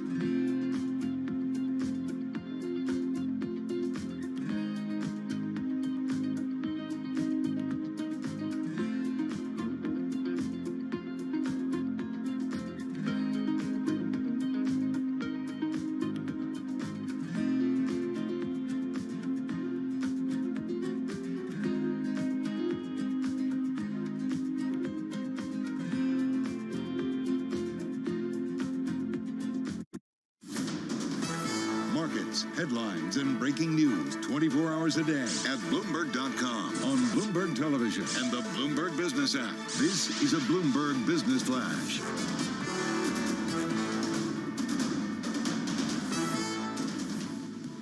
It's 12:21 on Wall Street. We check the markets all day long at Bloomberg. We have the Dow up 103 points, NASDAQ 100 points down, the S&P 500 down about 2 points. West Texas crude futures trading at $79.60 per barrel, and we have gold at $1,873.70 per ounce. Stocks we're keeping a close eye on. It's a bumpy ride for Lyft. The ride-hailing service is on the road to its worst single-day decline ever. Shares are down 36%. Nelson Peltz's push for changes at Disney pays off. Peltz's Tran Partners has made a paper profit of about $154 million on the stake he built in the entertainment giant, based on where Disney stock is trading today. That's according to people familiar with the investment and Bloomberg calculations. Disney announced recently big changes, including shedding 7,000 jobs in order to save an estimated total of $5.5 billion, with other cuts in there as well. That's a Bloomberg Business Flash. I'm Steve Rappaport. All right, Steve, thank you so much. You are listening and watching Bloomberg Business Week on this Friday. So, Katie, you were on a pretty cool assignment this week. Tell us about the ETF Exchange Conference. I mean, it's kind of one of the newer conferences out there, right? It's been around for a while. It underwent some name changes, some management changes, but it is the event in the ETF industry. I go to one conference a year. They let me out of the building for one of them, and this is the only one that I really need to go to because everyone in the industry is there, and it's also chock full of financial advisors, which is really cool because you actually get to speak to them versus speaking about them. So it happens every year in Miami. And you were there. Emily Graffeo, who's also in studio, she was there as well. She's a Bloomberg News cross-asset Yes, reporter. and what was interesting, we walked in the door, we strolled in the door on Sunday, and immediately... Is there a difference between walking and strolling? Oh, yeah, it's all about the vibes. It's a Miami walk. Oh, It's a stroll. Got it. Yeah, listen to the Will Smith song, and that's basically what we did. But Emily, almost immediately, we could tell it was going to be a different tone than last year. It was a little bit of a vibe change from last year because last year the conference was held a week after the Bitcoin Miami conference. So there were a lot of crypto people that I think were lingering in Miami, but not just that. We were in the middle of a bull market for crypto, and you could really see that in the configuration of the conference. Grayscale had a really big booth, and there were just a lot of panels about crypto and growth strategies. And this year you walked in and there was no crypto? You know, Bitwise was there. The funny part about last year, there's still no spot Bitcoin ETF. So all this enthusiasm about crypto last year, even though, you know, we don't actually have a product that can physically hold it. Good point. This year, though, it felt like the conversation was much more sedate, I would say. Yeah, there were a lot of topics, more safe, stable ETFs, dividend ETFs, and then State Very Street. hot right now. Yeah, buffer ETFs. State Street was celebrating the 30th anniversary of SPY, so it's interesting that this conference where there was so much like bull market euphoria last year, we've now gone back to celebrating the ETF industry's oldest product. So they were really playing that up. They had a giant booth when you first walk in. The industry's still growing, though. Oh, yeah, big time. So we're at $7 trillion right now for U.S. ETF assets. We were at $2 trillion a decade ago, so a lot of growth. And if you think about where we're headed, I actually spoke to J.P. Morgan's Brian Lake. I believe we have some sound to play. I think we're just on the very beginning cusp of what could be substantial growth. So my views, 5 years from now, ETF industry more than doubles to 15 trillion. Okay. And I think 10 to 20% of that could be in active. Again, that was Brian Lake. He's the global head of ETF solutions over at JP Morgan Asset Management. So 15 trillion, it sounds like a lot, but that's roughly the size of the mutual fund industry. Well, this is what I wanted to ask you. I kind of began my career when it felt like mutual funds were taking off, and I did a mutual fund show. So it's just kind of no funny. kidding. Mutual fund IQ? No, it wasn't, but close.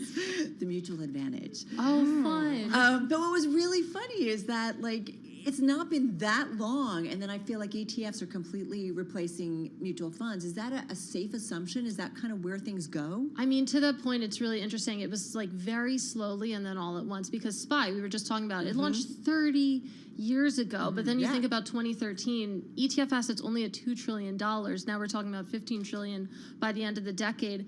Mutual funds do have an advantage in that, I mean, they have the incumbency advantage that is very powerful. And you think about the American retirement system, 401ks, they're built around mutual funds. ETFs haven't really cracked that yet, and they don't really need to. I mean, if you're thinking about your retirement account, do you want intraday liquidity? I would hope not. You almost don't need it. A lot of the conversations, though, were about mutual fund to ETF conversions. Yeah. We've seen the first one. It's been about 18 months since the first one. Katie and I were spending time with Dimensional Fund advisors. They have created a bulk of their ETF assets from converting mutual funds to ETFs. So I noticed that was a pretty big topic that people were looking into. Fee structure, cheaper, ETFs. ETFs. Than mutual funds. Yeah, and I mean, we're Typically, talking about, right? you know, tens of basis points. And in the grand scheme of life, that doesn't seem that dramatic. But then you think about Over time, if you're holding this for decades, you really care about a 10 basis point difference. And I mean, that's the advantage that ETFs have going for them. You think about the incumbency advantage that mutual funds have, new investors coming into the market, they're probably gravitating towards ETF, and you can see that in the flows. Any AI ETFs? There actually there are a few out there. I was actually at lunch, and we were making the joke that if this conference had been held 2 or 3 months later, all those crypto booths that we had last year would be all AI. Exactly, Yeah, right? we'd be getting like VR headsets as swag. I always think about when we all go to a conference, right? There's always kind of an it person or it company. Were there or a couple that you really want to get to? JP Morgan seemed like they were really having a hot year. They had 2 booths that had made-to-order coffee on each floor, but active management was another topic that it seemed like a lot of people were talking about, and a lot of their success has really come from their actively managed funds. We know that ARC's, Kathy Wood's ARC, her innovation ETF used to hold the record for the most annual inflows for an active ETF, and we saw JP Morgan's in 2022 take over for the record inflows. And you could kind of see that because ARC didn't have a booth this year, and they did last year. And Capital Group, too,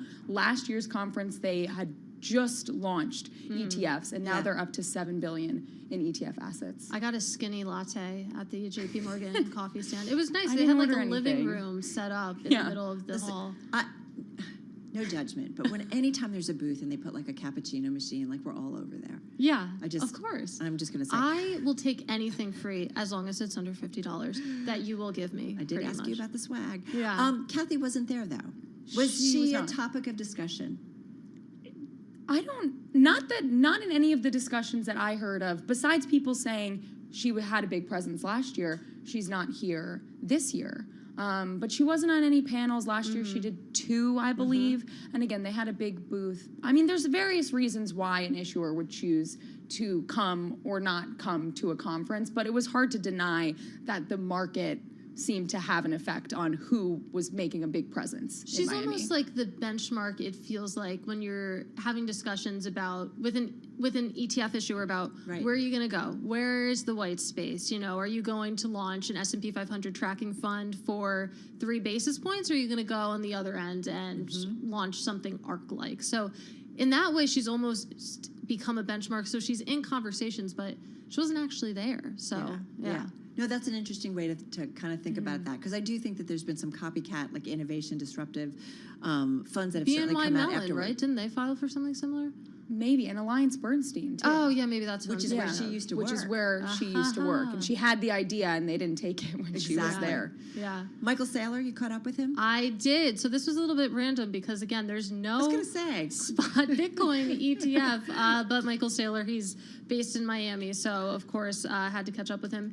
It was interesting. We didn't get too much into like price predictions. That's not like, I feel like, a valuable usage of time, but I did ask, you know, what's your Bitcoin strategy at the moment? And the answer was, it's still to accumulate. And I said, okay, how are you going to do that? Because if you look at MicroStrategy's cash at the end of 2022, they had something like $44 million. That's not a lot. So he's weighing various options, you know, maybe through the bond market, maybe with the futures market. So they're sticking to their strategy, which is accumulation. And Bitcoin, of course, as we know, has been on a little bit of a tear to start 2023. It's had a pretty good year, no doubt about it. Was there, finally, just you guys, to wrap up, was there kind of a mood or tone in terms of how people looked at the year?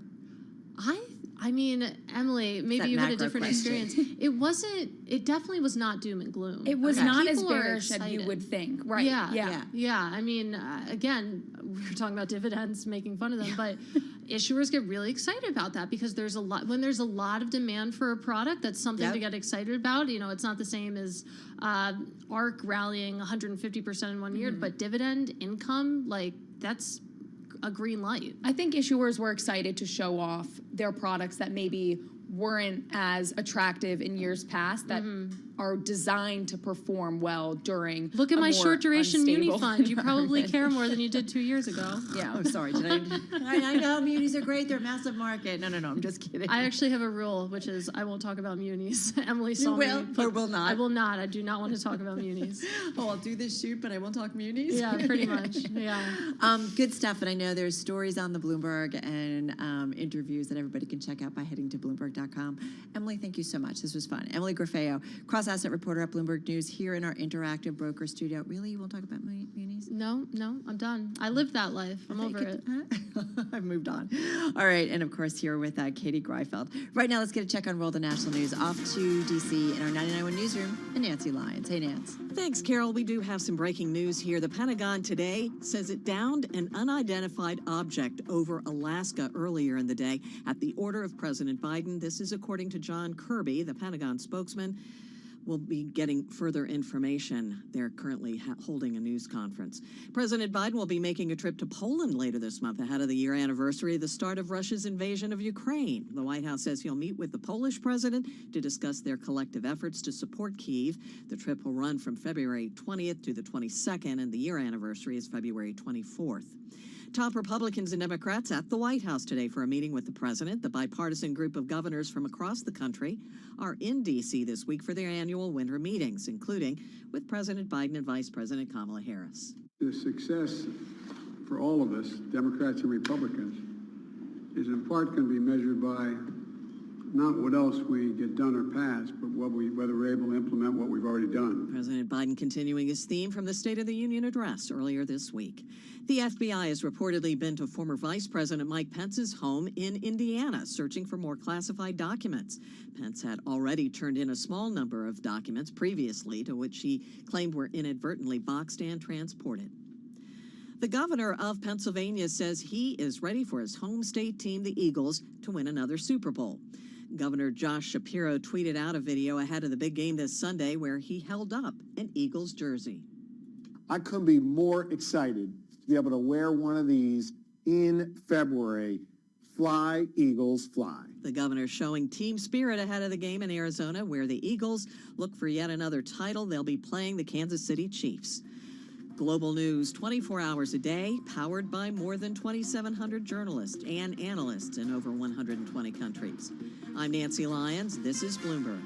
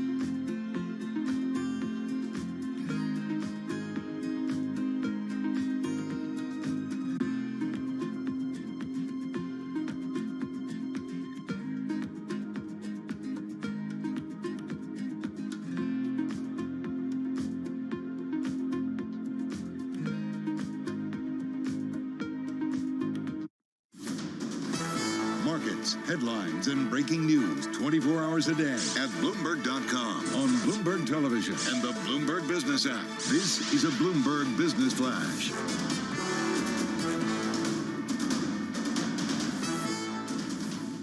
It's 2:40 on Wall Street. We check the markets all day long at Bloomberg. The Dow up 109 points, the Nasdaq down 105. The S&P 500 pulling a U-turn now in negative territory, down about 2 points. NYMEX crude trading $79.76 per barrel. Gold at $1,875.40 per ounce. Top business stories. Lyft had its biggest single-day decline ever, dramatically lowering profits than expected and services in an attempt to attract more customers by keeping prices lower. So how vulnerable is Lyft to an acquisition? Mandeep Singh is a senior tech analyst for Bloomberg Intelligence. I think it's unlikely that Uber will buy Lyft, given Uber has themselves made quite a few acquisitions. In fact, I never understood why they bought this company, Transplace, to expand in freight. Uber's multiple would have been much higher if it didn't have that diversification, especially freight that has no synergy with their core ride-sharing and delivery business. That's Bloomberg Intelligence's Mandeep Singh. The Adani Group plans to repay $500 million bridge loan due next month after some banks balked at refinancing the debt following a short seller report that sent the group assets tumbling. And a judge says LendingTree LLC will have to defend a proposed class action alleging it negligently failed to protect the personal information of around 200,000 consumers in connection with a February 2022 data breach. Plaintiffs say that LendingTree failed to implement basic data security practices.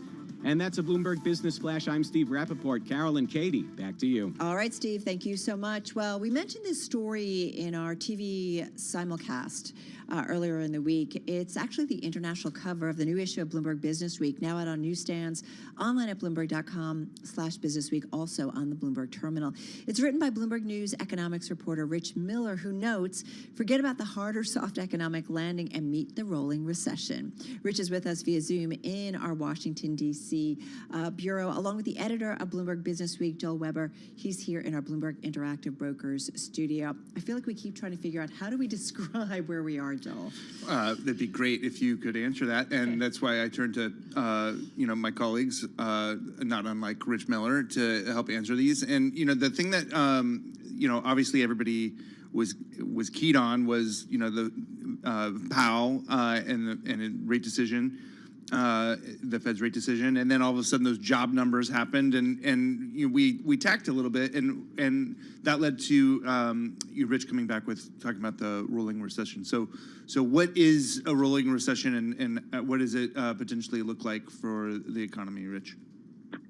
Yeah, if you're of a certain vintage, and if you start talking about rolling, you start thinking about that old Western rawhide. But anyway, a rolling recession basically is the downturn sort of goes from one sector to the other, but you never have the entire economy go down all at once. So it's kind of a hybrid between this hard landing. We've all heard about this hard landing, where we really enter a full-blown recession, unemployment goes up, 2-3%, and this soft landing where we sort of steady out and, the economy just grows nice and steady while inflation comes down. The rolling recession is kind of a hybrid. We get recessions, but they're in one sector, then another sector, then those sectors start to pick up a little bit, and then it goes into another sector. We've got a quote in the story from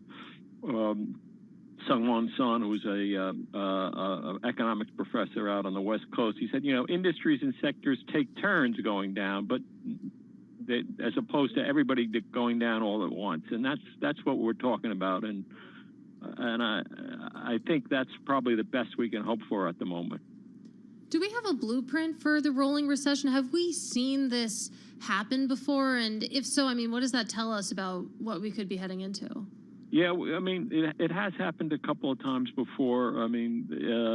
The term sort of got coined first sort of in the mid-1980s. We had a big drop in oil prices, and that really devastated the oil patch in Houston.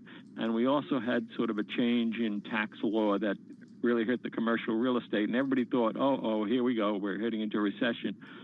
But there were folks like Ed Yardeni, who's still around analyzing stock markets, who said, no, it's a rolling recession. We're going to see it in commercial real estate. We're going to see it in, but we're going to see it in the oil patch, but we're not going to see it. The other one people talked, the other rolling recession people talk about is in 2016 when we had the manufacturing sector got hit by a very strong dollar.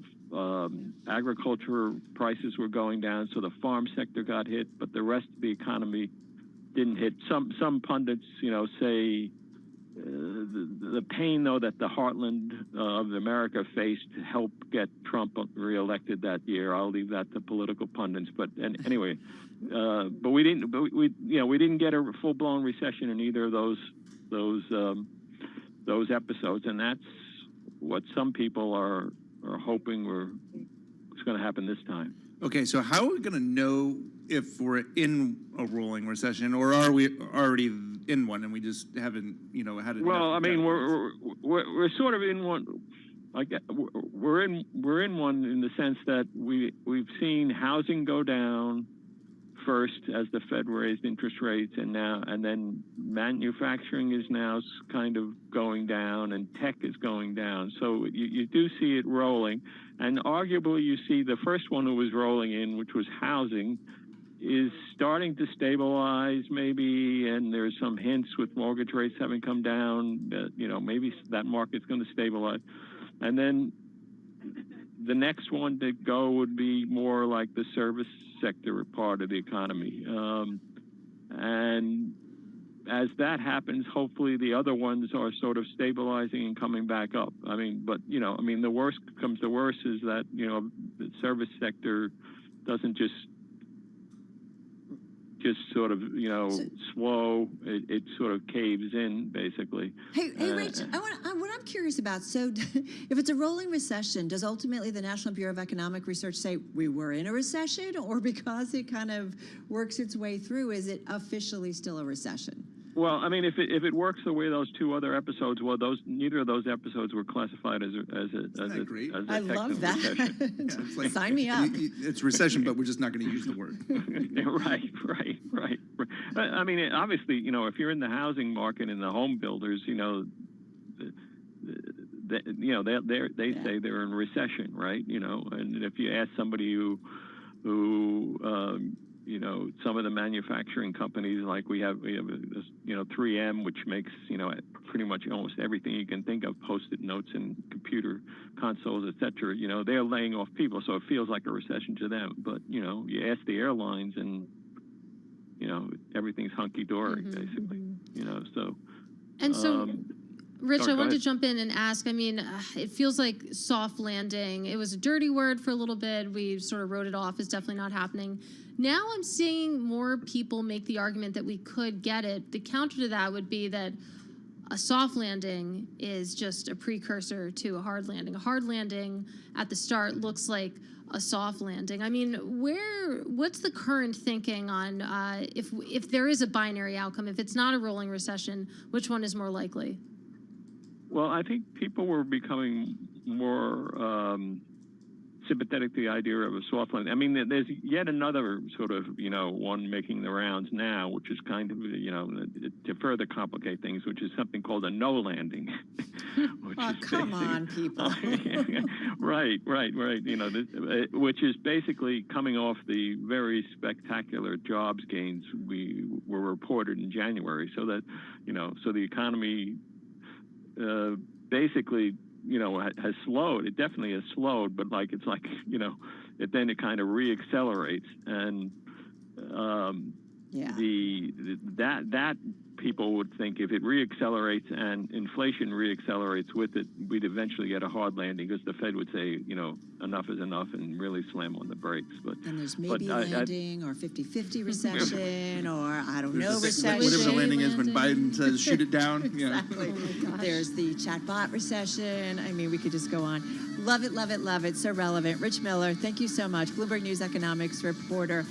This story in the upcoming issue. The cover of the issue is on the Adani Empire. This is Bloomberg.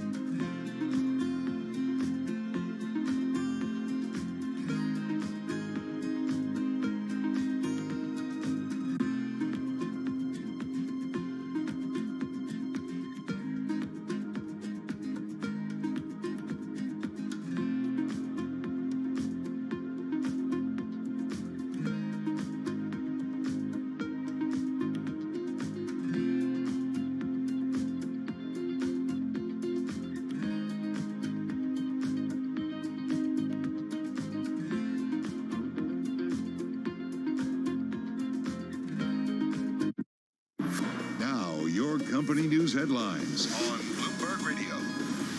From Bloomberg World Headquarters, I'm Steve Rappaport. It's a rough ride for Lyft, with the stock on track for its worst single-day decline ever after the company forecast dramatically lower profits than expected. Shares now down 36%. A vocal Tesla Inc. shareholder says he'll pursue a board seat with the electric vehicle makers company. Ross Gerber confirmed his intentions during a Twitter Spaces audio conference hosted by Bloomberg today.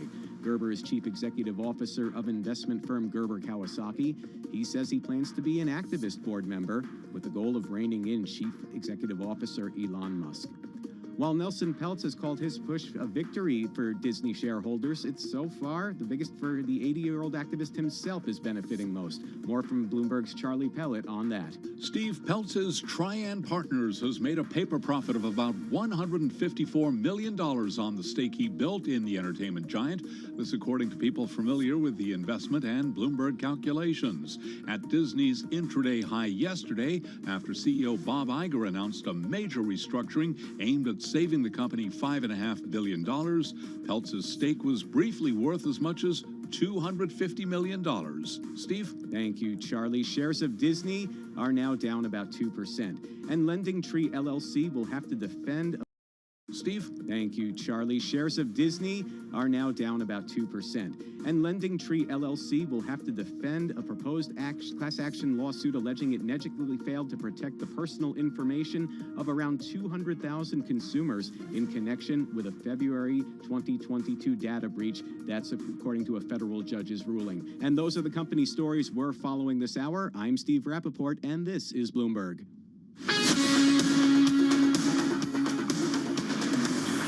You're listening to Bloomberg Business Week with Carol Messer and Tim Stenevec on Bloomberg Radio. All right, more from Bloomberg Business Week in just a moment. First up, though, let's get a check again on all the national news. Back to D.C. and Nancy Lyons. Hey, Nance. Thanks, Carol. The Pentagon says it has downed an unidentified object that was flying in U.S. airspace off the coast of Alaska.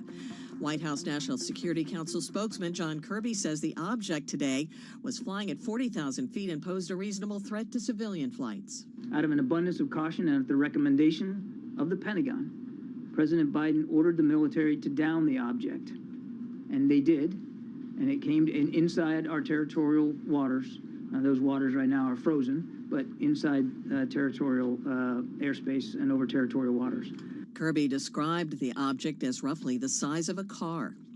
President Biden wants the nation's governors to focus on the spending measures he's already pushed through Congress since he now faces divided chambers. Bloomberg's Irv Chapman has more on his White House meeting today with members of the National Governors Association. The president began with a quip. I think the success for all of us, Democrats and Republicans, is in part going to be measured by not what else we get done or pass, but whether we're able to implement what we've already done.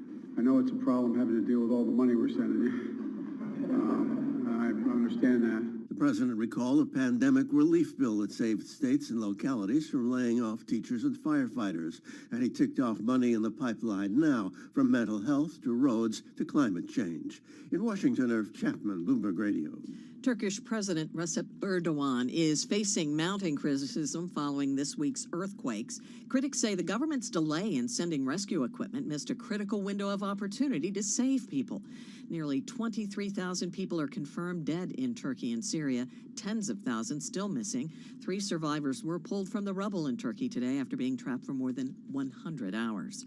Global news 24 hours a day, powered by more than 2,700 journalists and analysts in over 120 countries. I'm Nancy Lyons. Back to you, Carol. All right, much appreciated, Nancy. Thank you so much. Bloomberg Business Week, we are brought to you by Innovation Refunds. This is your daily reminder from Innovation Refunds. See if your business is eligible for employee retention credit assistance with the team over at Innovation Refunds. They help make the process easier and less stressful so you can focus on your business. Learn more at getrefunds.com. All right, right now, as you know, February, all month, is Black History Month. And every day this month, we are celebrating significant moments in U.S. Black history. And now with your installment for Friday, February 10th, back with us is Bloomberg's Justin Milliner. Hi, Justin. Hey, Carol. Thank you very much. You're welcome. On this day in Black history, in 1989, attorney Ron Brown was elected national chairman of the Democratic Party. That made him the very first Black person to lead a major political party in the U.S.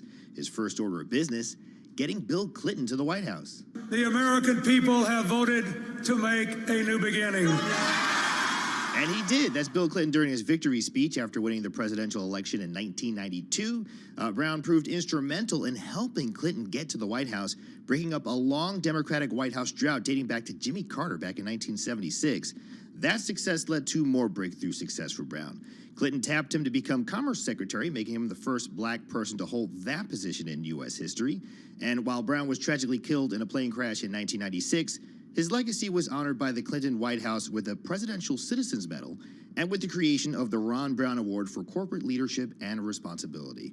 And that's today in Black History. Carol. I have to say, I remember that plane crash going down. There was a journalist, I think, or maybe more than one journalist on that. I remember that remarkably because he was just, kind of shooting up in terms of the world of politics and just doing so much. He was a rising star in theory and politics, and his life cut short. That was back in 96. All right. Justin, thank you so much. Really appreciate it. Our Justin Milliner there. All right, folks, Katie and I are getting ready to join our TV colleagues, talk a little bit about the market trade today. Bouncing around here a little bit higher. Call it flat on the S&P. Dow just up about 0.4%. NASDAQ still a little bit lower, but we're really going to probably dig into those treasuries. All right, right now, countdown to the close starts.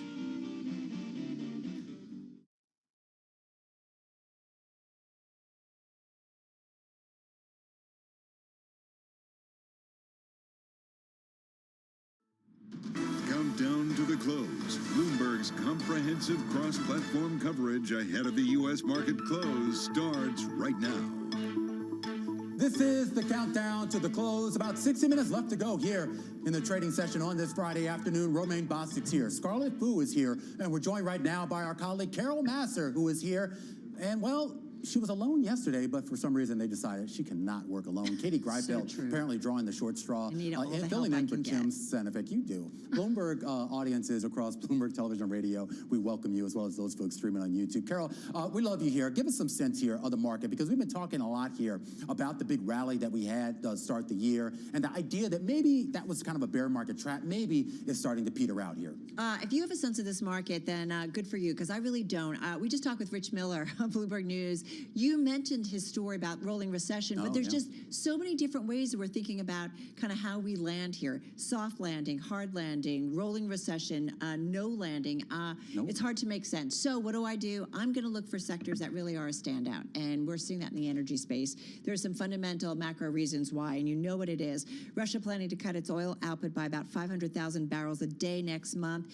They are following through with the threat against Western energy sanctions. So we saw oil prices move. We also saw just the overall sector. So the S&P 500 energy sector up almost 4%. Valero's up 5.6%. You've got Apache up about 5.8%, and Marathon also up about 5.8%. And Katie, these are some of the top gainers in the S&P 500. So energy definitely a clear winner today. So, I mean, that's one way to make today sound exciting when you look at the energy space. Are you excited? I am excited. You look at the overall S&P 500, though, it's barely moving. It's up like 0.1%. But then you look at the bond market, and there's a lot of fireworks there. I'm looking at, 10-year Treasury yields up 8 basis points. They're up like 20 basis points for the week. Same thing if you look at 2-year yields. You haven't seen that volatility spill over into the stock market. You wonder how long that dynamic can hold. Well, you are seeing a little bit of volatility here on the day. The S&P has been oscillating between gains and losses for a good portion of the day. Now poking back into the green, up about 0.1% here. The outperformer on the day is the Dow Jones Industrial Average, up about 0.4%, and a few more ticks higher would actually erase all of its losses for the week. That not necessarily for the other indices. No matter what happens, unless the Nasdaq rallies like 3 or 4%, it is going to finish the week in the red. It's down about 0.7% here on the day. Russell 2000, Scarlett, up 0.2% on the day. Even as the major indexes have flipped around, the performers in terms of best industry groups and worst industry groups has been pretty consistent. Carol mentioned energy, star performer here, but then you look at utilities, healthcare staples. These are your classic